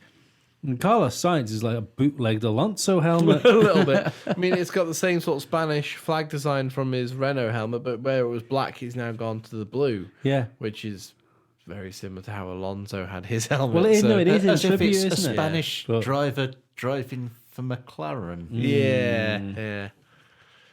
But I mean, there's not really been any driver's helmet that I've seen, and I've gone, oh, I really like that. In actual fact, No helmet. no helmet. The last new design of driver helmet that I saw that I really liked was Vettel's Ferrari design when he first came out with the German stripe going over the back of the. Yeah. That was the last new driver design that I thought actually that's quite cool. Mine was Juan Pablo Montoya's when he was chrome. Yeah. No, sorry, I thought Jenson Button's like brawn coloured one was ace. Yeah, the brawn colour and the pink for Papa one as well. Yeah. Yeah. Talking of Jenson Button on the Brawn colours, he's taking part in a couple of Dakar style Saw that. Yeah. desert races in some huge 4x4 thing in Brawn livery. Oh, nice. Jenson appears now to have Be racing for brawn. claimed white and safety yellow as his own. Yeah. Well, isn't He his had good luck when he was driving in those colours. True. Is he number 22 or 23, whatever he was? what's he race in Japan? What's the series? Super GT. He hasn't got his own team in Super GT this season. That's in the white and green colours as well. Bloody hell. So he's clearly putting a stamp on that. Brand Button. Yeah. Brawn button. I didn't notice that. So, all in all, not a great deal we can tell from day one. We'll know more this time next week because we'll have had a full week's testing. But we have managed to talk for a long time about it. I was going to say we've got nearly an hour and a half out of it. I think we're just that glad that we've actually seen some cars running. Yes. I do think that there's more. It feels like there might be more to gain from looking at the testing times this year than I think there might have been in previous years. Because usually when you look at the testing times, they're all over the place. But the fact that everything, The fact that they're close together close. might tell us something or might might not. do, yeah. It just remains to be seen whether Williams can actually get the car to Barcelona before this week's out. Yeah. I really hope they can, because I want to see losing that. a week's testing that's a really bad sign. 5 on Lando Norris for the World Championship. Well, I was going to say I've checked my my odds on the World Championship, and I've got my 3 drivers. Have you? Yeah, that I'm going to put money on for the World Championship, and I never put money on favourites because what's the point in that? Yeah. What's Chris's tips then? Charles Leclerc.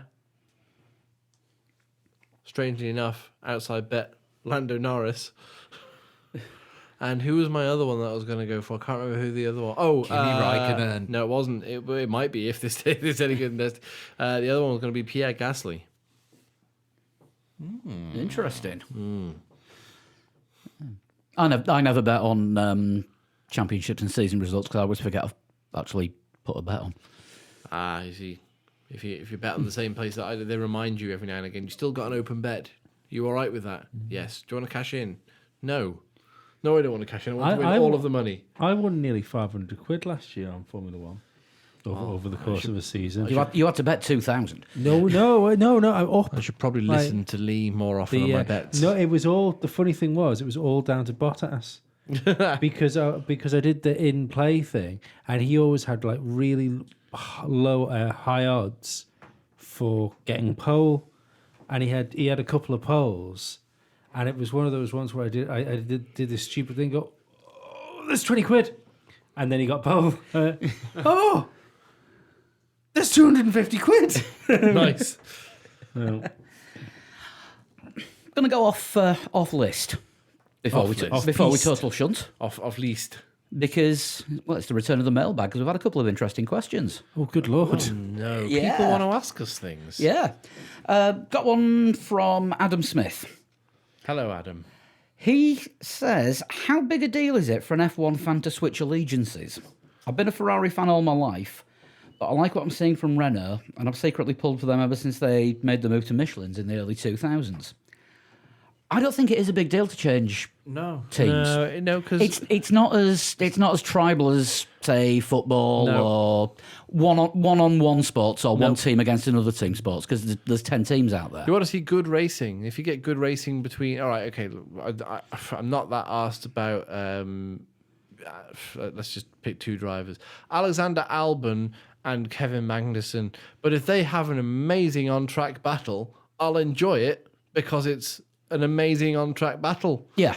Not because I'm not just going to not watch it because it's Forest Green Rovers versus Ebbsfleet United. I think- you know what I mean? I think the majority of people support a driver, don't they? The you can have your favourite drivers. No, but I yeah. do think the majority of people have like a driver they watch in the same way as you would support a football team or a rugby team or a American peanut holding team. I wouldn't say Well, I have. baseball. Yeah, I wouldn't say I have a favourite driver. I've got drivers that I like. Drivers. I've always been a driver person. Yeah. You know, and like a Doesn't matter supporting what one. team they drive for. You just sort of go just between. flow. I mean, I've always quite liked McLaren, so I want McLaren to do well. Yeah, same here. McLaren and Williams. Yeah. Even though Williams appear I'm a to be- sport racist. I stick up for the Brits. No, well, I said last week about the reasons why I've always been sort of pro McLaren, going back to James Hudd's. Yeah. But I don't really have. I couldn't really say I've got a team. I think a lot of people knock Ferrari for being Ferrari, and a lot of people knock Mercedes for being Mercedes. I think a lot of I'm- people I'm love Ferrari. Pro Brits, pro the underdogs. So Yeah, but I mean, if someone who isn't Mercedes is going to win, fantastic. Yeah, absolutely. But you know, if Ferrari are going to 1-2 it in Monza, for example, who doesn't want to see that? I don't. Who doesn't want to see a Ferrari one? No, come on, Ferrari 1-2 in Monza would be cool. No, I want to see my driver win. Or Charles Leclerc win in Monaco. No, I want to see my driver He's win. got a home race. Yeah, okay, some drivers, but his home race is Monaco. Yeah. Not because he lives there, because that's where he's actually from.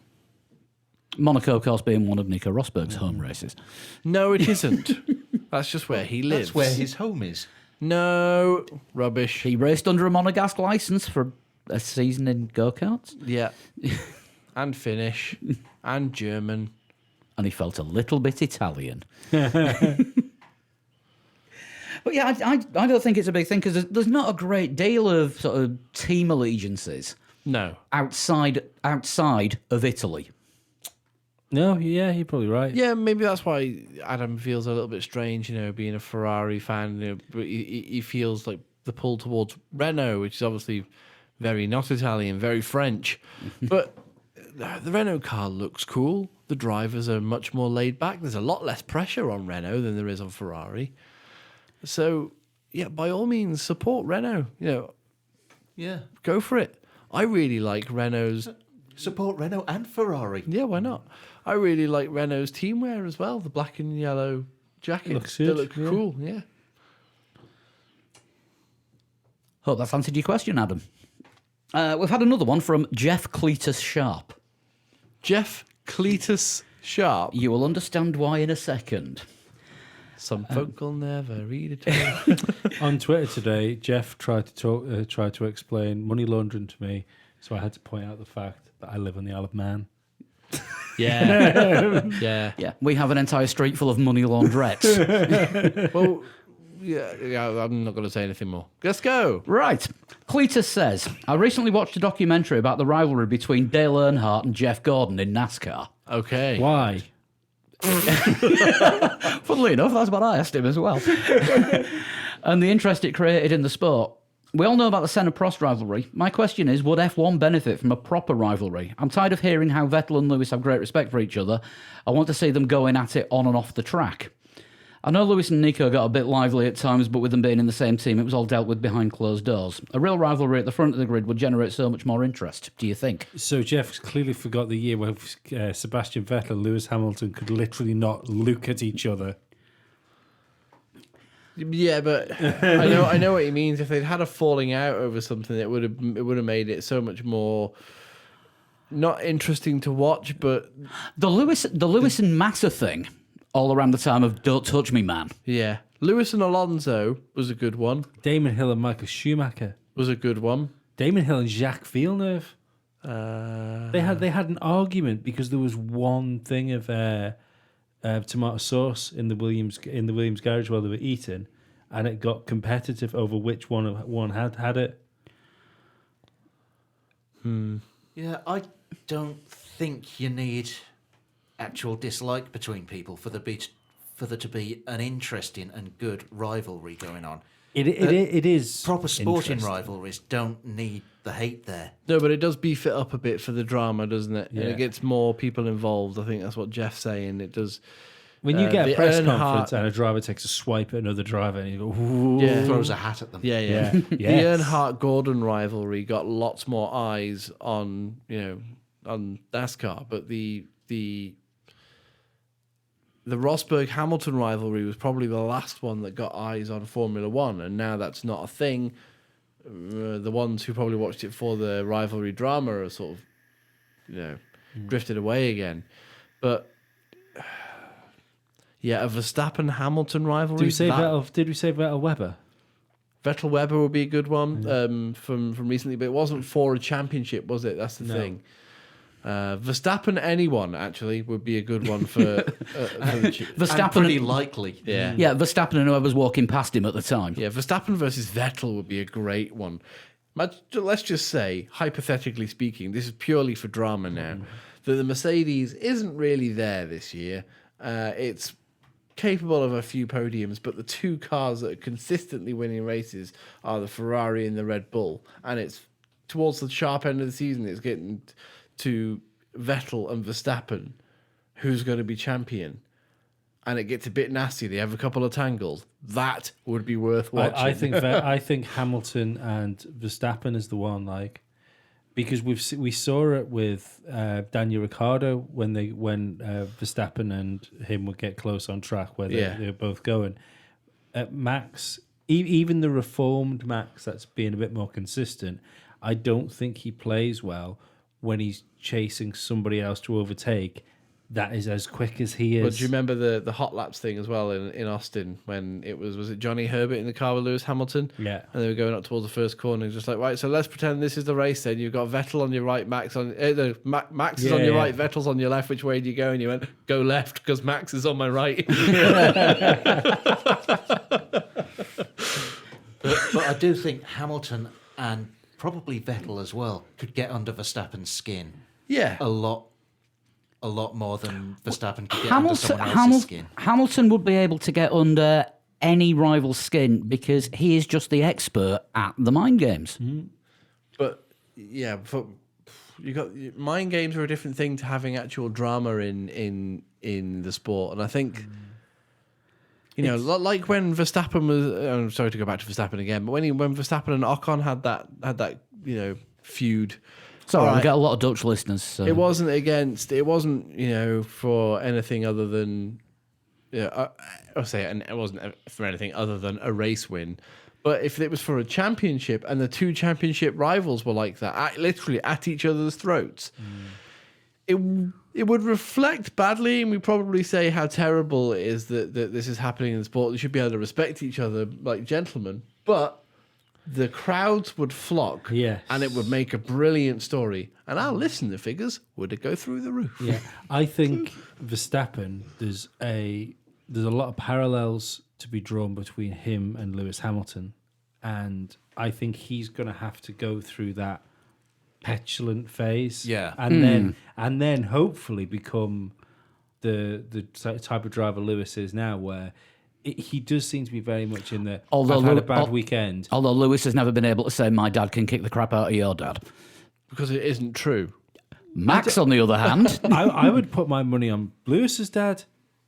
The guy is jacked. He is. There was a picture of them in the of him and Lewis in the gym the other day. Looked like he was sat with his fucking brother. Yeah.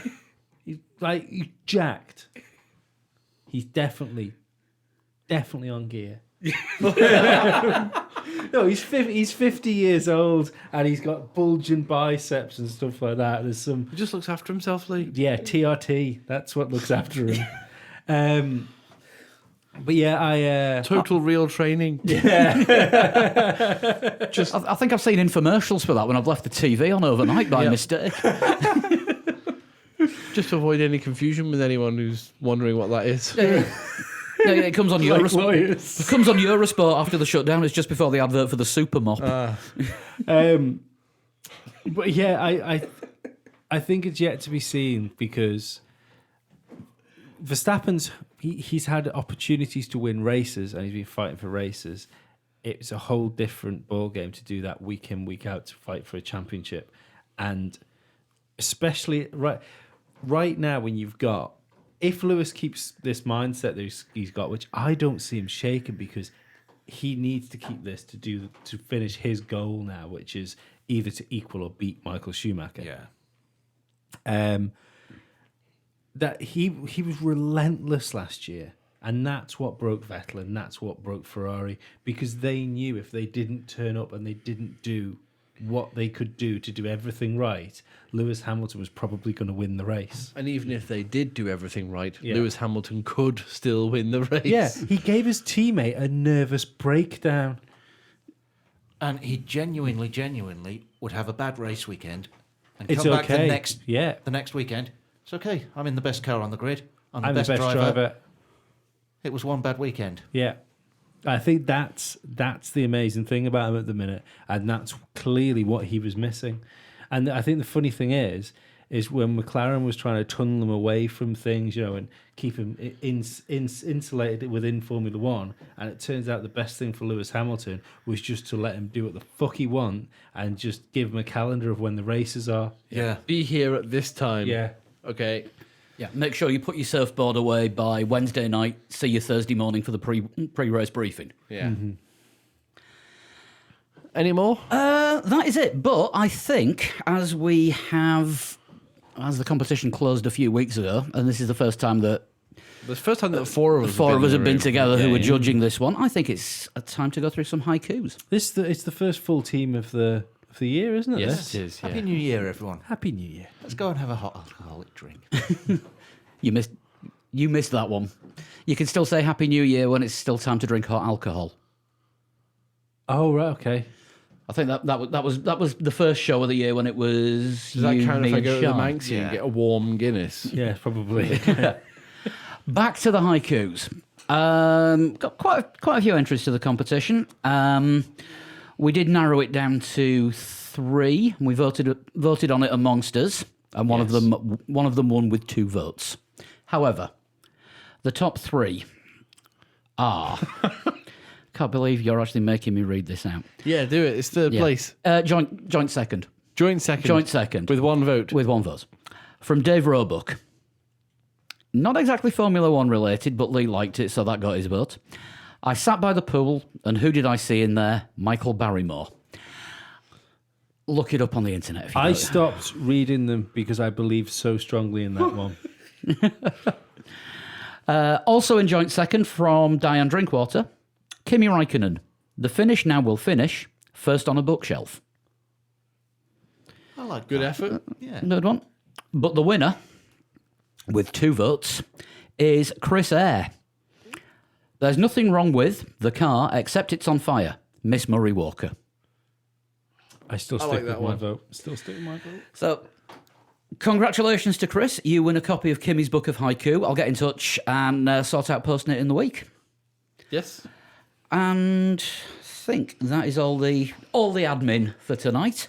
Let's total shunt it. Ooh, time for total shunt. This one has been sent in by somebody, not written by me, with about Who's 20 it been minutes sent in notice. by? This one was sent in by Cammy Hutton. Cameron Hutton. Yeah. Could be camouflage. You don't know what his first name Camouflage really is. Hutton. Camouflage Hutton. That's what he is from now on. I did over accent that because I didn't pronounce any of the T's. I was born Well done. Correct start. in 1967. 52 this year. I have a large and famous family. We say it could be the Andretti's every time. We do. So if it's Could be somebody's the 52, that's about Earnhards. Yeah. If it's an Andretti, it'll be Michael, because that's about the right age for him, I reckon. I would agree with that, yeah. Oh, who is patron of the BRDC? Many people. No, it'll be a royal. Oh, I see. Oh, well, it won't be Prince Philip. Might be. I think it's a something of Kent, either a Duke or Prince Michael of Kent. It's the one that doesn't do tennis. Probably Prince Michael of Kent. Anyway, I'm going to slam one in here to help slightly. It's not going to help. It's just going to neutralise somebody. Just go third clue. Third clue. Dan will be useless at this one. Oh, it's something to do with football then. Or wrestling. God damn it. Or many other Is that sports. the third clue? Dan will be useless at this one. That's one I've thrown in Oh, right.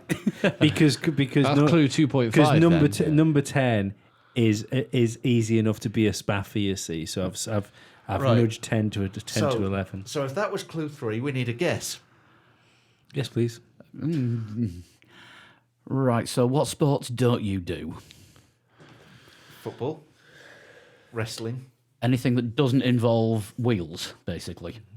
Yeah, pretty much. To be fair, we've been doing this podcast for a while. I'd stick Tony Formula 1 in there. Fernandez, former owner of Queen's Park Rangers and Caterham Formula One team. But I don't know how big his family is because Fernandez is a popular name.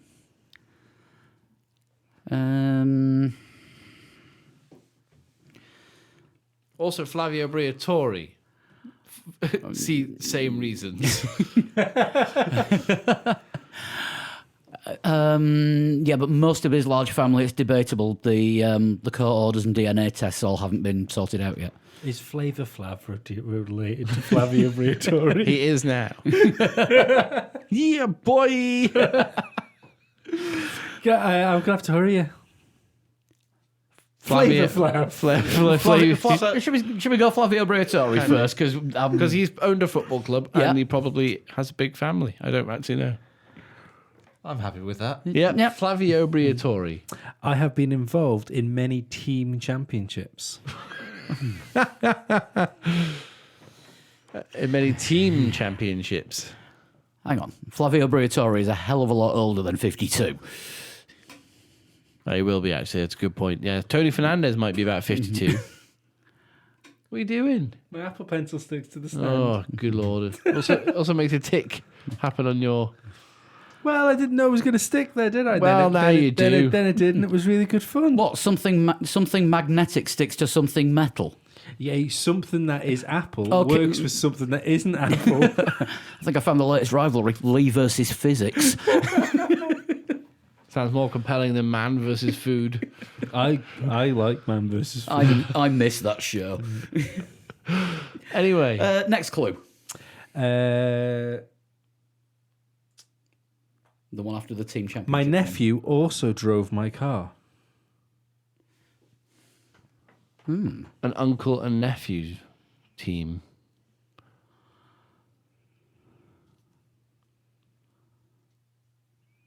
No idea. No. I am a world champion. At what? That's not the game. Something that Dan's not into, possibly.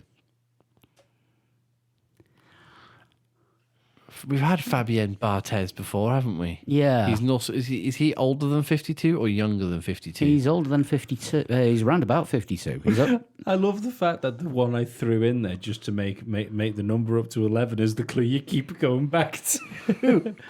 It's not about what you know, it's about what Dan doesn't.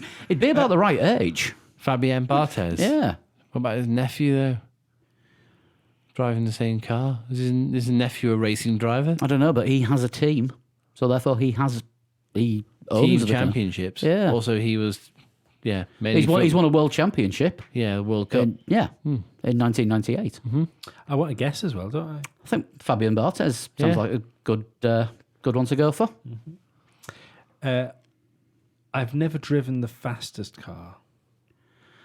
That's because he races in GTs in WEC, and they're not the fastest cars. That makes sense. My daughter is a queen.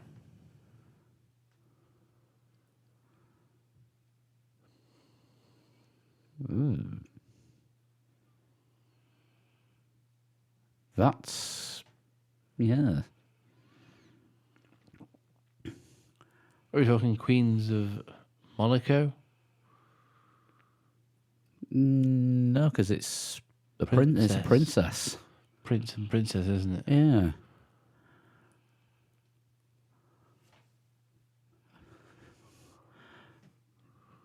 Adam Lambert's dad. I'd just like to say, Cammy, I think this one is outstanding.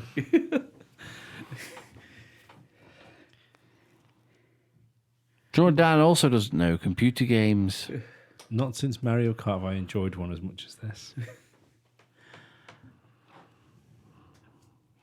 Oh, You yeah. have one clue left. I think we're going to need it. Yeah. The name I am mostly known for is not my real name. I thought these were meant to get easier. So this is the one that you think could be a Spaffer clue? No, the Spaffer one's the last one. Right. Oh, we're going to need it. I mean, realistically, if I give you the Spaffer clue and you haven't given me an answer, you kind of forfeiting it. I think that should be the clue of the Spaffer one. You get the honour of getting one, because we're gonna have to start doing points for this. Really, I think people versus the team. This will be more contentious than the people versus Jerry Sadovitz. Right. Member of a large and famous family. Yeah. Daughter is a queen. Yeah. I've worked this out And, now. and born in 1957. 67. 67. If we do a Spaffer clue, you get a half point for it. We'll start doing the points now. If you do a Spaffer clue, you get a half point for it, but you can gamble your half point by putting a full answer in. Do you know what I mean? That's a good way of working it. Then you get a whole point. So it's a whole point, but if we go to the Spaffer, it's half a point. Yes.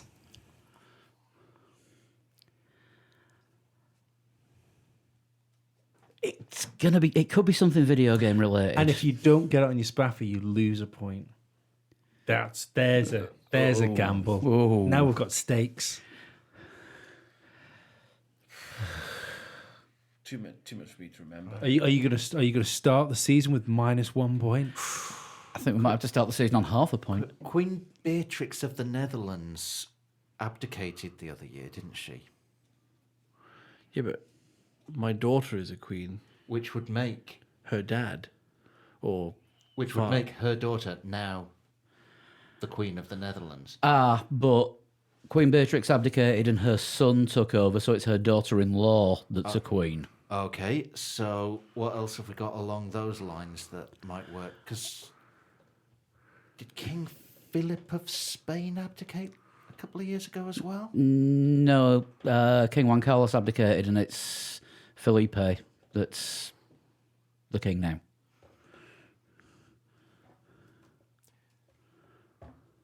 The name I'm known by is not. No. I think we're going to need the Spaffer, aren't we?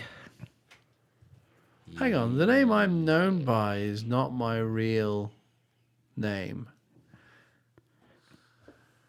So that would... Could we be looking at something like a model of car? But my nephew drove my car. No, I'm done. Too much thinking power. Yep. Yeah, I think we need the Spaffer. Spafferers. I lie, I cheat, I steal. Eddie Guerrero.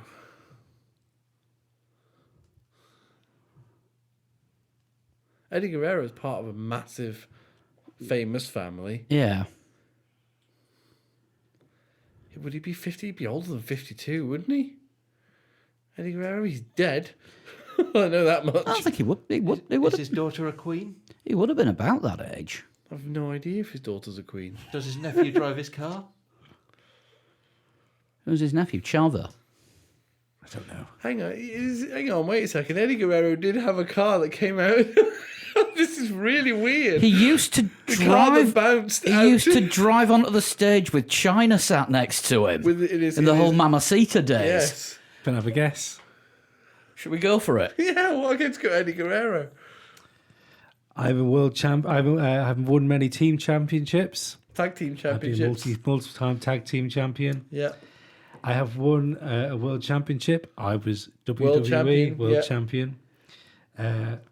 Bouncy car. My daughter is a queen. She is known as the Queen of FCW, Florida Championship Wrestling. And Eddie Guerrero is not my real name. I'm Eddie Guerrero. Chris, that was bloody brilliant. From the Spaffer, though, that's Right, total shunt. Half 0.5. point. That's a weird total show. Vaguely car related. Vaguely motorsport related. Very vaguely. It's the first one that someone's managed to crowbar wrestling into, isn't I it? think so. Yeah. Right, Formula Lee.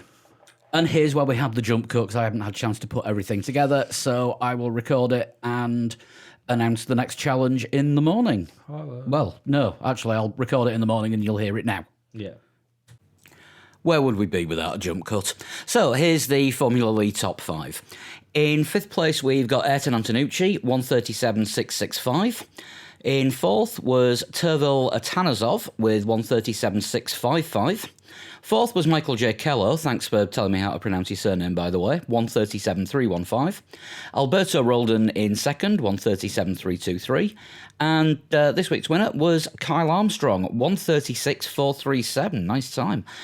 One more race to go in the Winter Series before the 2019 season starts, and because it's testing, we're going to have it in Barcelona, and because we didn't get to see a Williams for the first 2.5 days, it's going to be in a good one. It's going to be in the 1992 FW14B, and we'll have this one in the dry. You've got until Monday the 4th of March to get it in, 7 o'clock UK time, 2 o'clock Eastern US time. Get them in the usual, get your times in the usual ways, and back to the show. There's the mark. That about wraps it up for this week. Great Formula Lee, everyone. Well done. Just to say, if The winner. Congratulations to the winner. Well done, Steve. if you want to send a total shunt in, you can do that by, You can tweet me at a total shunt. or if you want, send one by email to 3legs4wheels@gmail.com, where I keep a lot of ones in reserve for weeks that Lee can't be here. Oh yeah, no, but that confuses things. Just send them to me, and then if I'm not here, I can send one to you. That's much easier because otherwise I'll run out. Fair enough. Yeah. In that case, don't email them. But if you want to email about anything else, 3legs4wheels@gmail.com. You can get in touch with us on Twitter at 3legs4wheels or individually at Dan Dankleton. At Flood21. and at Pablo100. And Sean is at Sean Cowper. Look us up on Facebook, facebook.com/3legs4wheels. We're about on Instagram as well. Just do a search for us on there. And not forgetting the extra Patreon show every week for our wonderful Patreon subscribers, pledges and donators. Gets you an extra show every week, and everything you donate goes straight into the podcast where we use it to pay for things like hosting, software, hardware spares. I will order some new mic cables this week. And you can get that on patreon.com/3legs4wheels. Yeah. Also, if anyone wants to follow me on Instagram, I use Instagram more now. If you look for a total shunt, I should be on Instagram somewhere. I don't think we follow you yet. I'll have a look for you. All right, we'll be back next week. We'll have more on the first week of testing and a look forward to week 2. Yeah. Bye, Indeed. guys. See you next week. Bye. Bye.